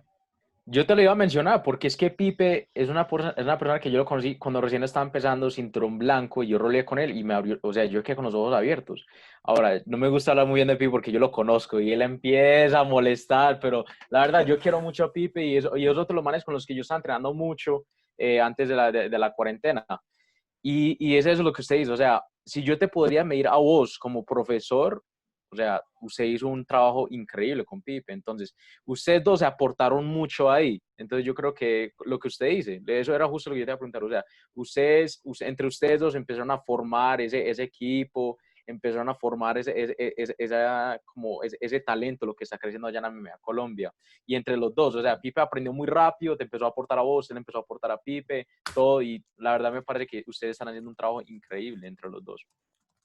Sí, pues, o sea, y ese fue como el proceso ahí y ese cinturón morado fue durísimo porque, o sea, no es solamente por el hecho de usted ser un cinturón morado, sino también tenía que lidiar con muchas cosas. O sea, tenía que lidiar o sea, ya ver a los otros compañeros que antes eran de mi equipo, pero que sí tienen un profesor y un equipo durísimo que los hace avanzar muchísimo más rápido. Entonces yo en ese cinturón morado empecé a ver que muchos se graduaban en café y yo en morado todavía y mi profesor lejos y yo no veía como un norte. Entonces, para mí la gran ventaja es mantenerme, y eso es un mensaje pues como para todos los que abandonan estando, no sé, o sea, como que su meta es el cinturón azul o cinturón morado y que después de ahí como que ya eso fue lo máximo que lograron, aún teniendo todas las condiciones para poder ser. O sea, aún teniendo todas las condiciones para avanzar en su cinturón y crecer en su jiu-jitsu, no lo hacen por cualquier motivo diferente. Y fue una época en la cual a veces eran periodos que yo me levantaba bien desesperanzado, como puta, y esto sí, pero estaban ahí los que venían atrás. O sea, yo ya no tenía opción, no tenía vuelta para atrás. Entonces, ese cinturón me enseñó como esa perseverancia y entrenar, y que si usted hace las cosas bien y si las hace paso a paso, se pueden dar cosas bacanas. Y como Pipe hay un montón, o sea, porque Pipe digamos que fue los primeros, pero ese conocimiento ya reforzado de Pipe y pasase para allá abajo, pues por ahí también te tocó rodar con Sebastián, que es otro cinturón azul que fue allá, que yo lo cojo a veces y que digo como, o sea, me toca meterle muy duro porque es un man que no te regala nada. Entonces eso es otra presión más a la que le tenés que sumar, que usted como como cinturón morado, café o negro, pues siempre va a haber el que quiere, los estudiantes más que todo se quieren medir es contra el profe y quieren estar ahí dándose, y esa parte, pues digamos que esa fortaleza mental fue lo que más me enseñó el cinturón morado, pues a mí. Wow. También hay unas preguntitas que pues van muy relacionadas con toda esta experiencia que nos has contado, que han hecho pues digamos nuestros seguidores en redes, sobre todo en Instagram, cuando pues abrimos la pregunta de como qué les gustaría preguntarle a Damián Martínez, ¿ya?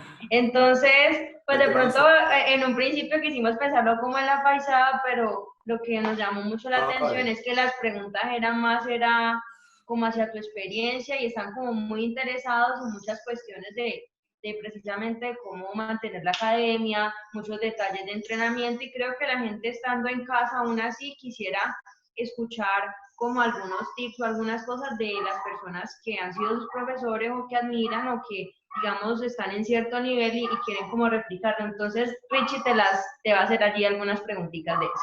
Pues son solo 3 en general, porque las otras creo que las has respondido. Por ejemplo, una dice, ¿cómo pudiste hacer para no perder tanto la técnica entrenando solo?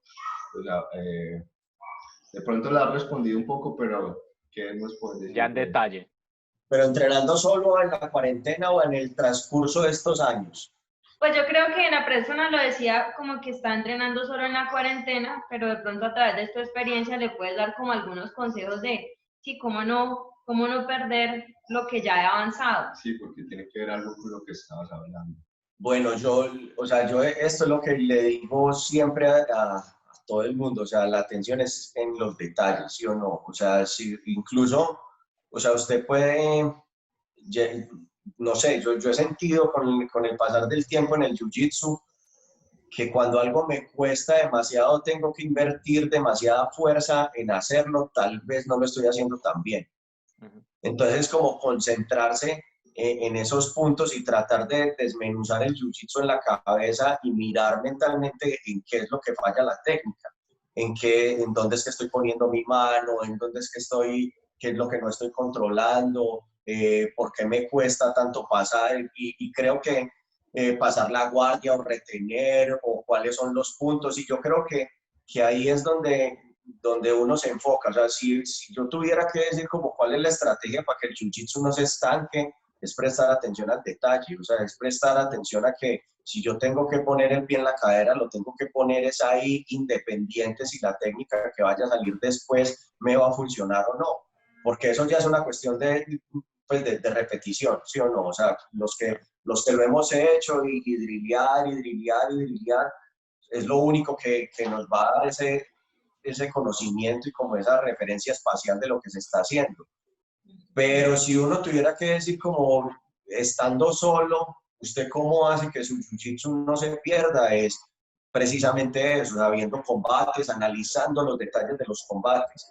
No como simplemente viendo como, bueno, es que este le ganó a él y hizo una técnica súper buena y entonces voy a ver cómo es que, o sea, eso puede que sirva, pero realmente el detalle es el que hace que vos cuando vayas a rodar no vayas a cometer el error, no te vayan a pasar la guardia tan fácil, estar en una posición dominante para poder empezar a proponer la técnica que estás haciendo.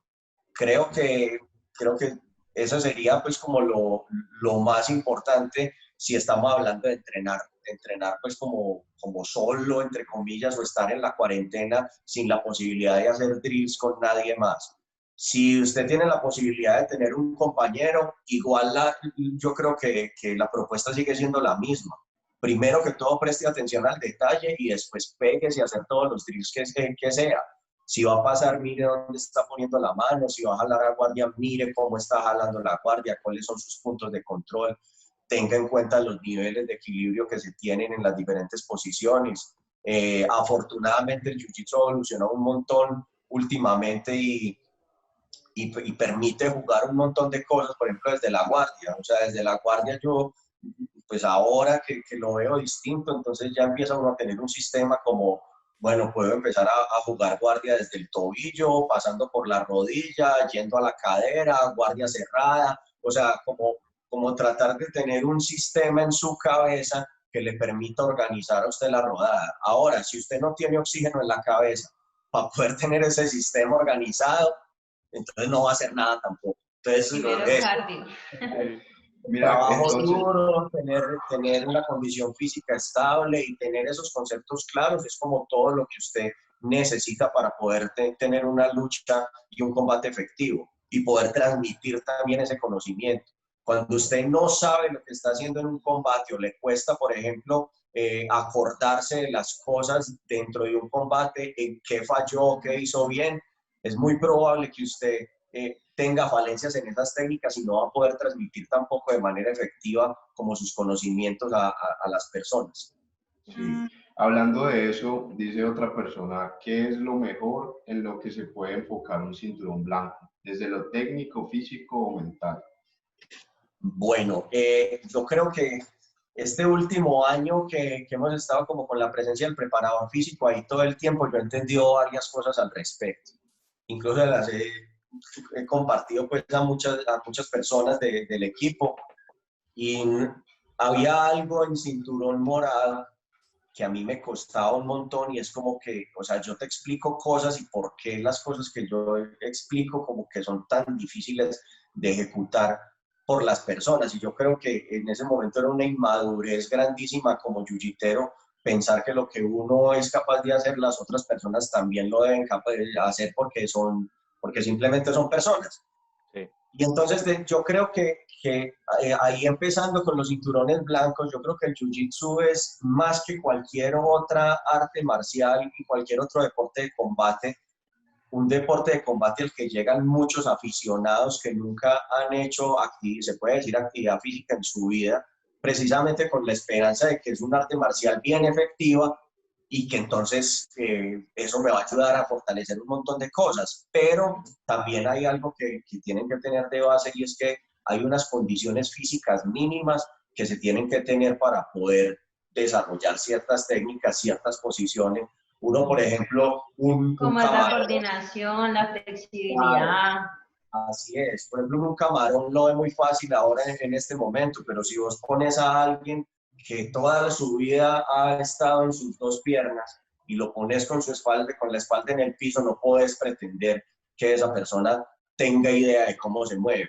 Entonces, y eso también viene ahí de varias cosas, o sea, para un cinturón blanco, desde la preparación física, que uno conocer como profesor sus limitaciones físicas como tal, que usted tiene una debilidad lumbar, si tiene una debilidad en las piernas, que esos son razones suficientes más allá de la técnica que van a impedir que usted adquiera ese conocimiento de buena manera. Entonces, yo pensaría, y lo digo pues porque a mí no me lo enseñaron así, o sea, y yo creo que a muchos de los que empezamos a hacer jiu-jitsu desde la vieja guardia, pues lo que tuvimos que adquirir con físico lo adquirimos en los calentamientos, en los entrenamientos específicos, o rodando y fue un poquito a las malas, pues por decirlo así.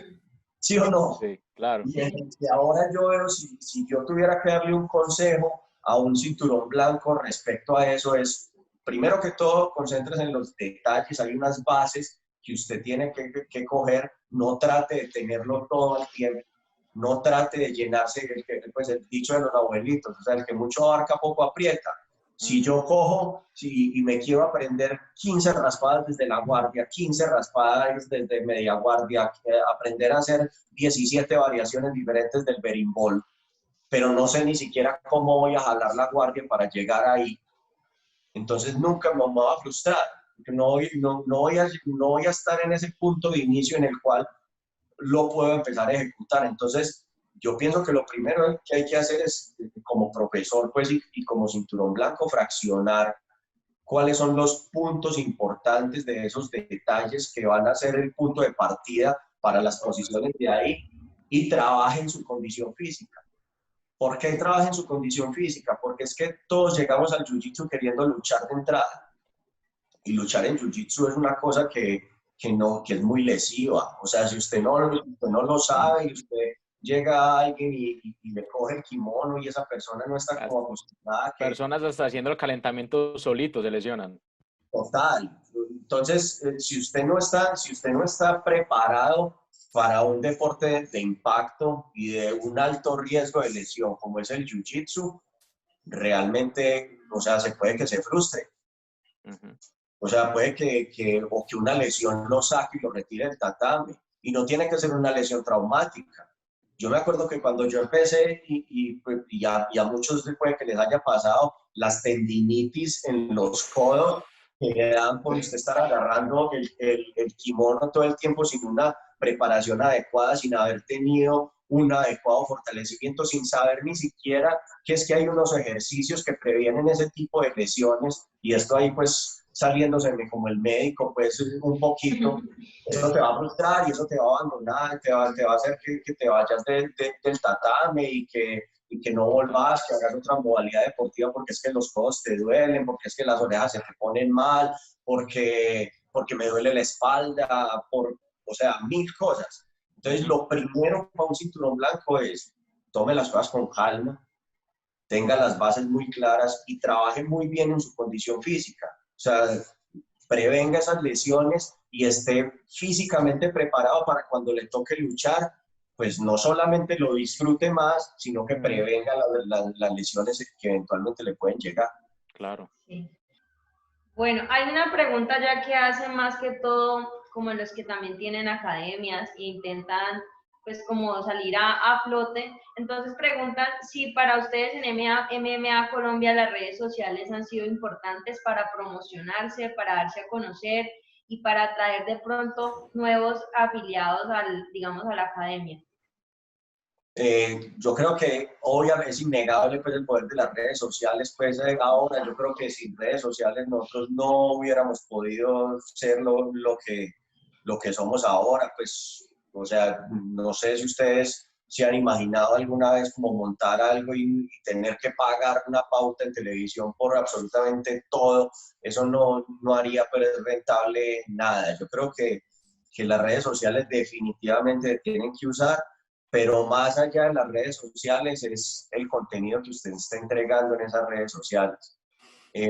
O sea, que usted efectivamente le entregue algo que le aporte, más allá de querer que esa persona se vincule, más allá de querer que esa persona se convierta en un cliente, es también crear como una comunidad que sepa que usted está ahí, que usted lo acompaña, que usted le apoya, que le dé tips efectivos respecto a lo que usted hace, y que, no sé, o sea, y que en esto puntualmente entender que nosotros funcionamos muy diferente a cualquier otra opción fitness o de ejercicio físico que se tenga. Yo creo que lo primero que tenemos que tener en cuenta nosotros es que lo que nosotros hacemos es cambiar a las personas, pero cambiarla desde adentro. O sea, que todo esto que hemos hablado durante todo este transcurso de disciplina, perseverancia, aceptación, todas esas cosas es algo que no te lo puede dar un gimnasio, no te lo puede dar una red social, no te lo puede dar pues no sé, una publicación que vos hagas. Por más plata que uno invierta en promocionar una publicación, o lo que sea, realmente nota mucho si eso es sincero o no. Si eso viene como con algo que usted le quiera brindar a las personas de una motivación interior, y que después de ahí, si usted se ve muy chimba, si usted se ve muy cuajo o lo que sea, eso es añadidura a lo que usted cambió por dentro. Entonces yo pienso que el gran consejo para las personas que quieran hacer de lo marcial una opción de vida, debe empezar por ahí. O sea, no preocuparse como si las redes sociales fueron o no, pues como el punto de apoyo o el peldaño escalar, sino cómo estoy usando yo esas redes sociales y si realmente lo que yo tengo que ofrecer se va a ver reflejado ahí en lo que estoy publicando. Por ejemplo, esto que pasó con Verónica, que fue al desafío y todo, ¿eso les hizo crecer mucho pues las redes sociales, o cómo fue ese aspecto? Claro, pero mirad que todo es consecuencia de, ¿sí o no? Digamos que Verónica también estuvo en el desafío producto de un posicionamiento que se había hecho. O sea, yo les cuento más o menos porque, o sea, Verónica fue la que terminó estando, pero casting con Verónica hizo Vladimir, hizo Daniel Holguín, y hicieron varios peleadores de la academia. Y fue producto precisamente de eso. Eso fue el año pasado, estábamos en Expo Fitness en unas peleas y llegó pues como el staff del Desafío de Caracol a buscar peleadores en las peleas para que participaran en su reality. Y de hecho el video con el que Verónica pues se promociona pues es un video mostrando pues como su vida como artista marcial y como peleadora de artes marciales mixtas. Entonces mira que todo, o sea, no podría decir uno que es una sola cosa. Lo de Verónica nos ayudó un montón y nos catapultó, pero también, por ejemplo, hacer peleas y dar a conocer que se estaba haciendo un trabajo serio y que más allá de publicar en las redes sociales, pues, o sea, con hechos estábamos respaldando lo que se publicaba. O sea, y todo eso no viene solo. O sea, tener un equipo de competencia con personas que quieran estar dedicadas a competir puntualmente en Jiu-Jitsu o en artes marciales mixtas puntualmente es un trabajo que viene desde muy adentro, o sea, desde la administración, de usted tener la convicción de que realmente debe invertir en esas personas. Damián, ahí hay una pregunta que hacen precisamente porque creo que con lo que vas a contar hay un poco la respuesta, y es que muchos han intentado de pronto tener gimnasios de MMA y academias de MMA, pero han fallado en el intento, como que han querido tener de todo un poco, pero al final no hay un conocimiento profundo como de las cosas, pierden tal vez, no sé, el ánimo de los que entrenan allí. Entonces, la pregunta que hacen es cómo lograr consolidar en un país pues como Colombia un gimnasio de MMA y que ha mostrado resultados, que ha tenido a quienes destacar, a quienes mostrar, incluso para el común de los que no hacen parte de las artes marciales, como son, por ejemplo, llevar a alguien al desafío. Vea, yo lo primero que les diría es, ante nada, libérense del ego. Lo primero, y lo digo porque aquí sistemáticamente los dueños de academias de artes marciales mixtas quieren hacer todo y no se puede. Uno tiene que reconocer sus limitaciones. Entonces, ¿sus limitaciones cuáles son? Yo podría dar una clase de boxeo, pero yo no soy profesor de boxeo. Yo he entrenado boxeo y llevo unos años haciéndolo, pero no considero que tenga las capacidades para hacerlo. O sea, hay un montón de trucos que yo no me conozco. Lo mismo con lucha, lo mismo con la preparación física, lo mismo con el Thai, lo mismo, o sea, entonces lo primero es como abandone un poquito eso y esté dispuesto a dar. O sea, no crea que es que de la noche a la mañana usted se va a llenar de plata con esto. Rodéese de buena gente, y rodearse de buena gente implica buena gente desde la parte administrativa, buena gente desde la parte de administración y mercadeo, buena gente desde sus instructores de calidad, y entienda que va a durar un rato a pérdida. O sea, entienda que esto de la noche a la mañana usted no va a estar lleno de plata, es más, o sea, prepárese para estar 5 años más o menos con un manejo prudente de sus finanzas, con una inversión constante todo el tiempo, y entienda que esto es una transmisión de conocimiento antes que nada. Que de lo que usted le enseña a los que vienen, de que también haga las cosas, depende la continuidad de lo suyo. Por eso yo, pues ahora, pues no sé qué tanto me reconozcan a mí como uno de los fundadores de MMA Colombia, pero yo nunca digamos que nunca pretendo que Damián Martínez sea una marca. Yo pretendo que MMA Colombia siempre vaya a funcionar si yo no estoy, si no está Peranito, si no está Sultanito, o sea, de hacer las cosas tan bien y tener unos procesos tan bien estructurados, que eso siga funcionando independiente de las personas que estén allí. Entonces, yo pienso que lo principal es rodearse de buena gente y ser paciente y disciplinado, ser muy paciente y muy disciplinado. Tener en cuenta que que las cosas no salen de la noche a la mañana, tener en cuenta que, ya que si usted se para a tirarle piedras a todos los perros que le ladren, seguramente no va a llegar al destino al que usted quiere llegar. Y entender o sea, que hasta la competencia hace crecer las cosas, ¿sí o no? Y no enfrascarse como en tantos aspectos de ego, que muchas veces es lo que pasa, ¿sí o no? Como Peranito hizo esto, Peranito hizo aquello, pero es que él esto, pero, o sea, no. Rodéese de buena gente y concéntrese en tu trabajo, y ya, eso es lo único que realmente funciona. Bueno, yo creo que con eso ya vamos a ir cerrando, entonces vamos a pasar a la sesión de la faisada. Entonces yo les voy a compartir pantalla, no sé si chicos tienen algo más que agregar, preguntar.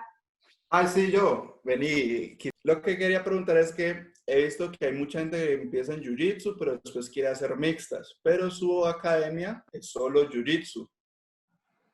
Quería preguntar cuáles son los desafíos o los inconvenientes que ha podido tener de pronto MMA Colombia con eso, que el creontismo y todas esas cosas, cuando aparecen esos estudiantes que dijeron, no, pues que yo quiero entrenar ese MMA y en mi academia de Jiu-Jitsu y yo quiero a mi profe y es mi amigo y me cae bien, pero pues yo voy a entrenar ese MMA.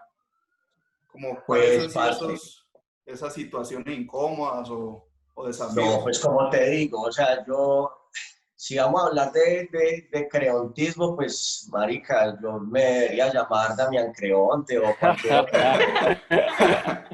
por todo esto que les he contado que ha pasado, que realmente pues ha estado más allá de mis manos. Yo pasé, o sea, hay estudiantes que han estado conmigo, han estado con Dani, estudiantes que han estado con Dani han entrenado en la academia. Al mediodía, cinturones negros de Gracie Barra van y entrenan con nosotros en la academia. Cinturones negros de otras academias me llaman, me escriben, tenemos buena relación, vamos a ir a entrenar. Yo pienso que es principalmente eso. Yo pienso o sea, que el jiu-jitsu es algo más grande que los equipos.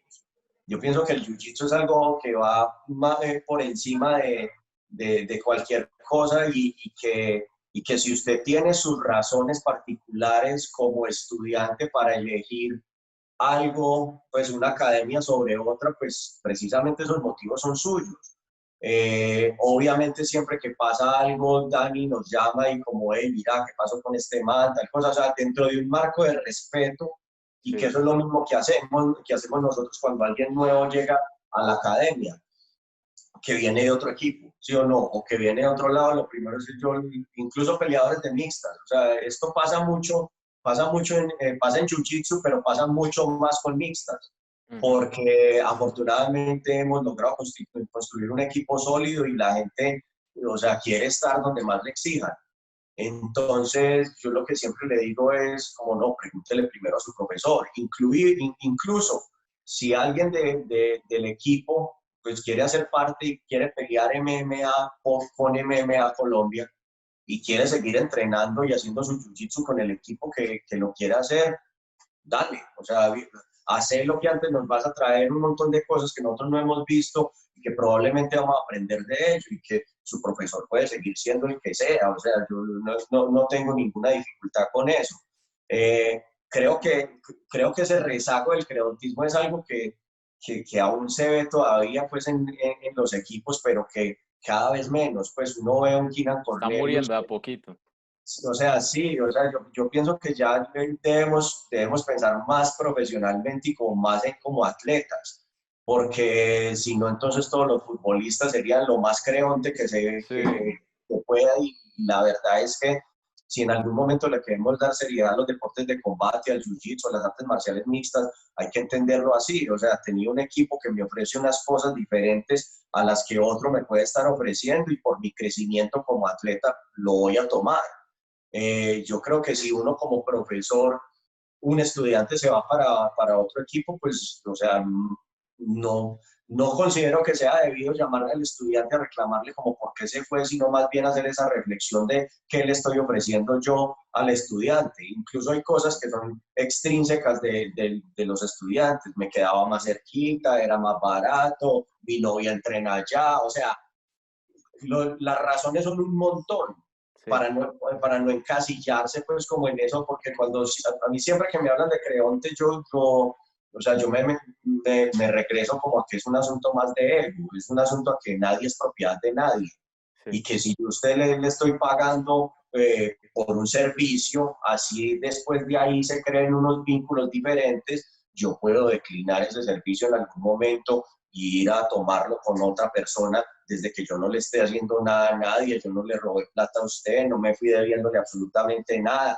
O sea, creo que es una situación más de aprenderla a manejar y que es una cosa que desplaza lo personal. Yo como me voy a quedar enojado con un estudiante porque fue a otra academia o aquella cuando esencialmente esa persona como persona no deja de ser buena persona porque no está entrenando conmigo. Tal cual. Y eso desde un usuario común y corriente, y desde el lado de los atletas yo creo que es muchísimo más entendible todavía. Claro. Pues pues hablando, yo puedo hablar por la experiencia de Medellín. Entonces, por ejemplo, lo que él decía, yo siento que el tema como el creontismo aquí está muriendo mucho, porque es que los que de pronto estamos en esa situación donde queremos entrenar y queremos entrenar casi todo el día y queremos mejorar de cualquier forma posible, yo creo que ya hace años saltamos esa barrera y dijimos como que esto ya no podemos hacer por equipos, porque si de verdad queremos sacar el primer campeón mundial, campeón panamericano, campeón UFC, lo que sea, tenemos que trabajar como conjunto, porque cada uno tiene algo para ofrecer, cada uno tiene una enseñanza. Entonces, un ejemplo muy claro que yo te puedo dar es, por ejemplo, los mediodías en Medellín. Yo no creo que existe una academia donde es un solo equipo. Los mediodías en Semana de Medellín hay una mezcla. En MMA Colombia, allá están los de Gracie Barra, creo que van los de Otter, están los de Gracie, o sea, hay una mezcla ahí, ¿cierto? A veces en Gracie Barra es donde me cae Cuerpito, que es del equipo de Otter, me cae Pipe, que es de MMA Colombia, cae Gillo a veces, que es Cobriña, y también tratamos Jason, que es del equipo de Kevin. O sea, tratamos de involucrar a todos ahí y estamos trabajando como un conjunto, ¿cierto? Y siempre estamos abiertos. Entonces nosotros ya como que caímos en cuenta que es o sea, no es un beneficio encerrarse en un solo lugar, ¿cierto? Si queremos mejorar y queremos ganar, tenemos que trabajar como un equipo, como país, ¿cierto? Y sí, simplemente no nos podemos cerrar en ese tema, ¿cierto? Y claramente siempre tratamos de manejar todo de una buena forma, ¿cierto? Si hubo una falta de respeto de un alumno a un profesor, pues yo creo que todos manejamos ese tema como una familia. Entonces, por ejemplo, lo que decía Damián, o sea, si llega a suceder cualquier cosa, que me llega un alumno de él, claro, yo una lo voy a llamar y voy a decir, hey, este alumno, ¿qué pasó aquí con él? O tal cosa. Yo no quiero que me lleguen alumnos de MMA Colombia de pronto debiendo plata allá, que tuvo una pelea allá, que causó problemas, y yo creo que él tampoco quisiera eso. Entonces, por eso es que siempre nos mantenemos como muy informados, y sin embargo, la idea es que el Jiu-Jitsu esparce en el país y que cada persona llegue a un punto en este país que haya pisado el tatami, ¿cierto? Que llegue hasta ese punto. Sí, eso es completamente cierto. Yo pienso que, o sea, el Jiu-Jitsu ya es bien desconocido aún, o sea, 10 años después todavía sigue siendo desconocido. Entonces, a mí Todd me lo dijo alguna vez, o sea, si usted tiene poquita agua, usted tiene un tanque en el que tiene muy poquita agua, la manera de hacer subir el nivel es echando muchas cosas en el tanque para poder que eso suba, ¿sí o no? Sí. Entonces, si nos quedamos diciendo como separados por equipos y como no, es que aquí no podemos ir a entrenar porque nos regañan o allá nos van no vamos a subir nunca. Y yo creo que en la medida en que más se suba, pues más se va a dar a conocer el Jiu-Jitsu, más gente lo va a querer practicar y muchísimo más gente va a estar, pues mejor dicho, va a haber gente para todos. Claro. Y es lo que yo pensaba, o sea, ustedes se imaginan que en lugar, yo me lo imagino con mixtas, ¿sí o no? Yo siempre que voy a las comunas y veo 2 canchas de microfútbol, 3 canchas de fútbol. Yo me imagino, bueno, y si aquí hubieran 2 tatames, un ring. ¿Sí me entendés? O sea, si la cosa llegara como a ese nivel de aficionado, igual que en fútbol, o sea, la cosa sería otro precio, o sea, la cosa sería a un nivel completamente diferente. Y habrían muchísimas más personas y con seguridad habrían muchísimas más academias. Y eso lo único que haría sería beneficiar a todo el mundo. Excelente. Bueno, Nata, entonces, dale, yo les voy a compartir pantalla, entonces me dicen si ven allí la pantalla. Listo, primera imagen. Bueno, no, Kim, excelente profesor. Ahí está con Gordo. Tengo muy buenos recuerdos de cuando entrenamos juntos. Bueno, desafortunadamente hace un rato no hablamos y ojalá se pudiera pues como llegar a algo para poder conversar desde otro punto de vista de la vida en este momento. Listo. Segunda imagen. No sé, a pesar de que los dos son excelentes atletas, yo le tengo mucha desconfianza a estas peleas como tan marketeadas. Pues son, no sé, son atletas en 2 puntos de su carrera completamente diferentes. No sé, Tyson en este momento, pues yo creo que lo hace más, él ya tiene su vida resuelta, pues no creo que se esté quebrando, pues yo creo que con su empresa de cannabis y todo lo que gana pues en publicidad, el hombre no debe tener muchas necesidades como para uno decir que es porque está muriendo de hambre. Y creo que es una muy buena oportunidad para Jon Jones. Yo creo que todo esto es una estrategia también como para seguir creciendo las artes marciales mixtas, así como se hizo con la pelea de Conor contra Floyd y demás. Sabina, muy buenos recuerdos de Sabi. Pues desde que estaba pequeñita, pues la cogimos como a los 14 años que llegó ahí a entrenar cuando era Gracie Colombia. Y la verdad, súper orgulloso del papel, pues, o sea, ella siempre se tomó las cosas de manera muy profesional desde que estaba entrenando pequeña, desde que hizo pues como su acercamiento al boxeo en la liga antioqueña de boxeo, después cuando hizo su debut en artes marciales mixtas, o sea, yo creo que va a dar mucho de qué hablar y es la que está dando la cara durísimo pues por las artes marciales mixtas en Colombia. Listo. No-gi, me encanta el no-gi. ¿Y qué hay de esos que se quitan la camisa y restriegan los pelos a otros y el sudor? Todo es parte del show. Yo pienso, a ver, que el no-gi, yo no sé, o sea, yo creo que el no-gi aparte pues como de todo ese contacto tan extremo que hay, aporta unas cosas diferentes a la lucha con kimono. Pues, o sea, hablemos del no-gi como un grappling y que pues por la posición en la que yo estoy como entrenador del equipo de la academia, indudablemente me toca hacer mucho no-gi. Me toca saber unos trucos diferentes, pues, que con el kimono no salen. No sé, es de amores y odios. A mí me encanta. Me parece que me exige mucho físicamente y que entrena, pues, como condiciones físicas que uno no alcanza a entrenar con el kimono.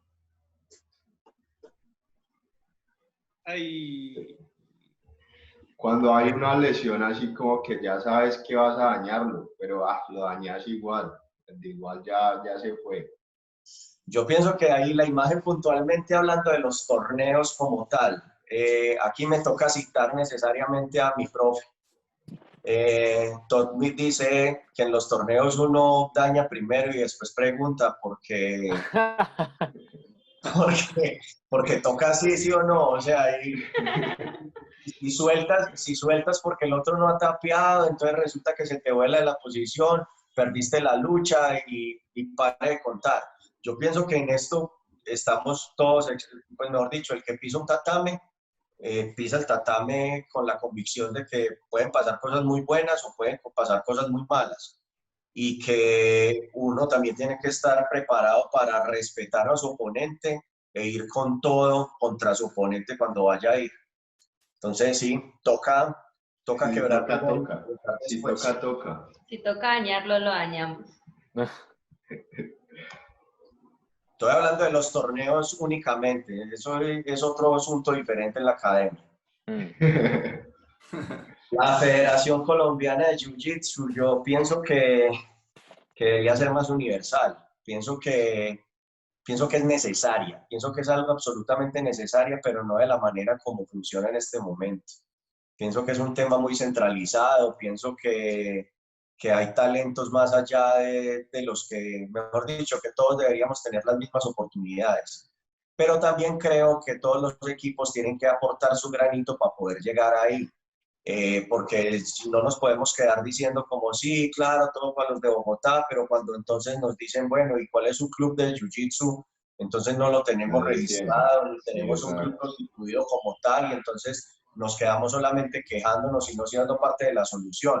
Yo creo que, o sea, la federación en este momento no funciona como una federación, sino como una liga que tiene su sede en Bogotá, y que si queremos hacer una federación incluyente y más universal, pues tenemos que empezar con que cada persona en su ciudad y en su equipo lo vea como un club deportivo, que haga todo el trámite, que tenga todo el reconocimiento de su ente territorial responsable. Aquí en Medellín es el INDER.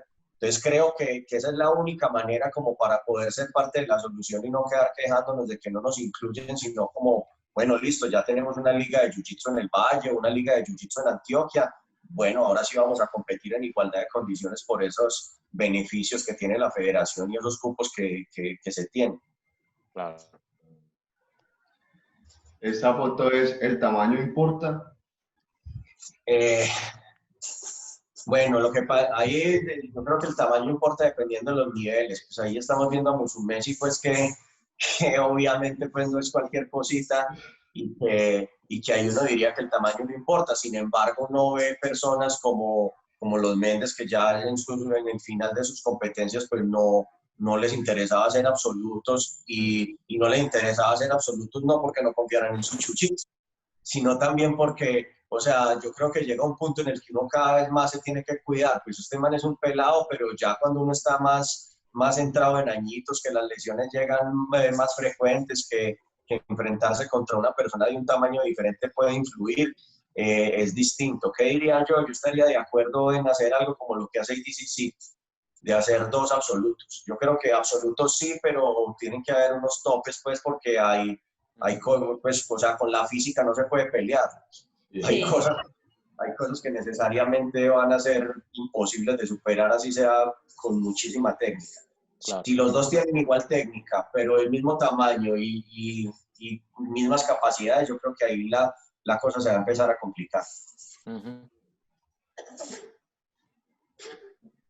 Vero es una guerrerita, Vero es súper admirable en todo lo que hace. Pues, o sea, yo que la conozco personalmente desde pequeña, pues he visto que, pues la he visto reírse, la he visto llorar, la he visto estar bien en sus torneos, y es una persona que es convencida de lo que quiere y que empuja y que se exige para lograr lo que se propone. El profe Carlos Barreto, no, Yo no estoy. es una persona a la que el jiu-jitsu en general en Colombia le tiene que agradecer mucho, que ha estado ahí al pie del cañón en situaciones también muy difíciles, que al igual que a mí, pues llegó aquí a Medellín, pues tratando de hacer cosas muy buenas por el jiu-jitsu, y que los frutos se han visto, pues, o sea, ya tienen muchos equipos alrededor de Colombia, es el equipo más grande que hay en Colombia en este momento, y que gracias a él el jiu-jitsu ha crecido importantemente. ¿Qué opinas de esa publicación de Sugar Shen que está retando al Chito Vera? Macheto.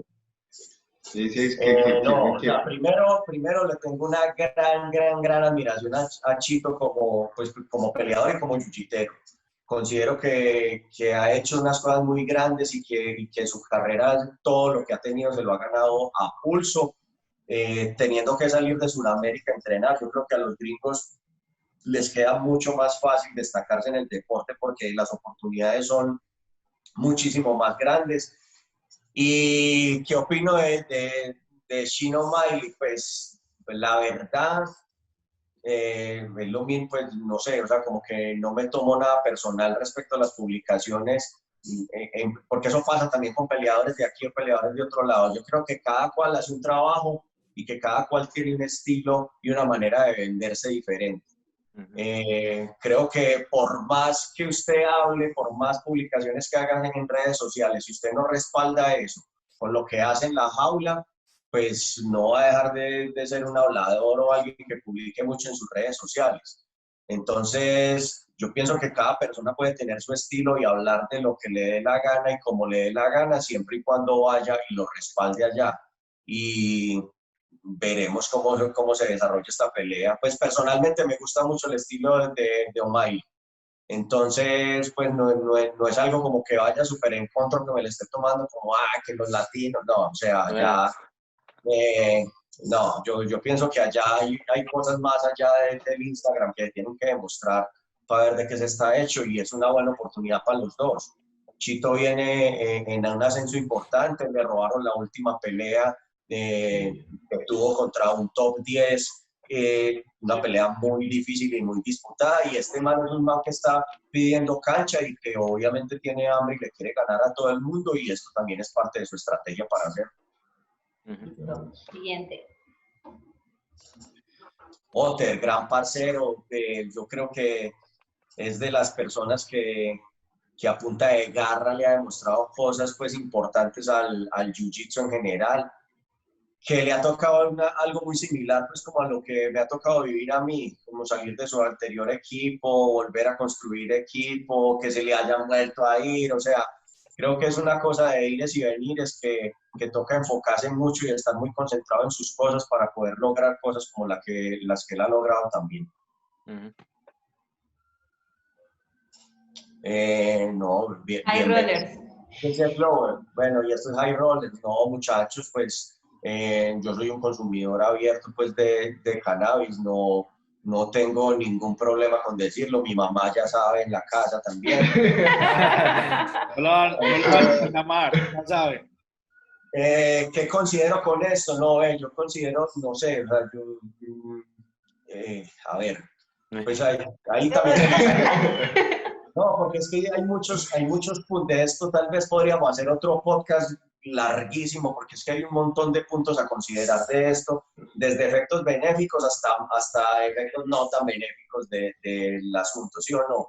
Claro. Digamos que lo último que hay es que ya los niveles de cannabis se incrementaron pues en como su permisividad, porque se encontró que no se afectaba el rendimiento deportivo de manera positiva en los deportistas, y esto sale de unos estudios que en el último año hicieron, en los cuales se ha visto que la gente ni gana resistencia, ni gana fuerza, ni gana explosividad con el consumo pues, de cannabis, que era una de las maneras por las cuales estaba como excluido del alto rendimiento, ¿sí o no? Entonces eso es lo primero, como que hay que decirlo, que ya es una normalización dentro de los deportes de combate que se tiene. Por ahí salía una encuesta en la cual decía que también la mitad de los peleadores de UFC son consumidores activos pues, de marihuana, el cual yo creo que cada vez más se está desmitificando, o sea, esto muchísimo más en cuanto al consumo como tal y en cómo lo ven las personas, ¿cierto?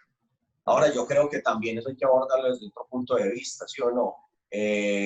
También a largo plazo, ¿cuál es el efecto en el rendimiento deportivo que esto puede tener?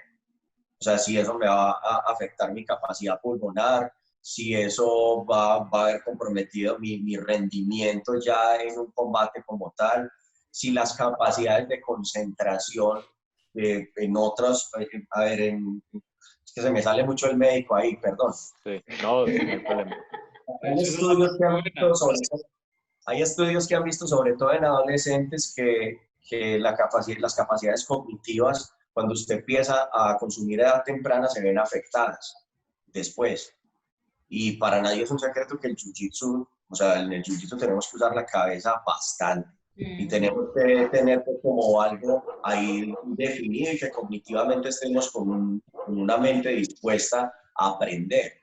Entonces, ¿por qué? Porque estos estudios han mostrado que después de cierta edad, pues la capacidad cognitiva no se disminuye, pero entonces eso me lleva a pensar que, bueno, entonces yo tengo un pelado de 18 años que está empezando a entrenar Jiu-Jitsu, pero también sale y su rutina es entrene, salgo, fumo, y entonces, ¿qué es lo que está reteniendo de ese conocimiento ahí en su cabeza para poder avanzar como jiu-jitero? Pues eso es un cuestionamiento, porque eso no es algo pues que yo diga que es que hay un estudio que ya comprobó. Es una investigación de Damián. Que los jiu-jiteros jóvenes marihuaneros aprenden menos jiu-jitsu que los que no lo son. Eso no lo podría decir yo, pero sí es algo que hay que cuestionarlo, pues porque es algo que está ahí en el papel y sobre la ciencia. Hay otras maneras pues también de mirarlo distinto, ¿sí o no? Como hay estudios también que en artistas, en músicos, en pintores, dibujantes, realmente ellos pues por cuestionarios, digamos, que responden, dicen, sí, a mí se me incrementa increíblemente la capacidad pues como de creatividad. Otras cosas diferentes, y somos artistas marciales, ¿sí o no? Entonces, creo que también ese sería un punto interesante para abordar, como qué tanta su capacidad de creatividad en un rol como artista le permite a usted abrir ese consumo, pues estar rodando bajo ese estado, ¿sí o no? Que ese es un detalle. Ahora, también hay que tomar el otro punto. Es innegable que el consumo de cannabis compromete sus habilidades de reacción, de capacidad de respuesta, de otras cosas distintas, y entonces tendría uno que entrar a hacer como ese balance de qué tanto me estimula la creatividad y qué tanto yo no voy a ver el taque cuando entró, o sí me hago entender. Sí. Igual ahí tengo un par de alumnos que que lo puedo usar para el experimento. Yo te paso los nombres ahorita. Ese sería como un temita de que podemos hablar bastante, como claro, en otro podcast. Eso es otro podcast completo, porque hay un montón de cosas pues como para hablar de ahí, desde científicas hasta muy personales, pues. Sí, claro. Sería muy bacano. Claro. Mucha tela por cortar, pero el programa ya se nos acabó. Bueno, Damián, agradecerte por haber sacado este tiempo, por habernos dado este espacio, contarnos un poquito de tu historia, también entrar como a este club que hemos creado, pues, de amigos que hablan fuera del tatame del jiu-jitsu, pero que seguimos apasionados y esperando regresar pronto y seguir en nuestros entrenos, así sea con pocos, pero luego seguro, pues por ahí incluso estamos pensando, planeando ir por varias ciudades para integrar a toda la comunidad que nos han estado siguiendo desde fuera del tatame. Listo, no, bienvenidos. Yo sé que aquí pues todo el mundo lo recibe con los brazos abiertos. Ahí está la academia a su disposición cuando quieran. Yo sé que Dani también obviamente lo recibe, y en general aquí pues la comunidad jiu-jitera de Medellín pues está abierta a todo, a recibir al que quiera. Listo, nos despedimos de todo, les agradecemos por estar nuevamente en un capítulo. Recuerden suscribirse a nuestro canal, denle ahí suscribirse, también le dan like al video, nos dejan sus comentarios, preguntas que quieran hacer, pendientes de los concursos. Recuerden que estamos con Shock University, Legado Urán, con Nos Saluta, y muy pronto haremos nuevos sorteos para que estén bien pegados y nos sigan en cada publicación que hagamos, ¿vale? Nos vemos. Bien. También.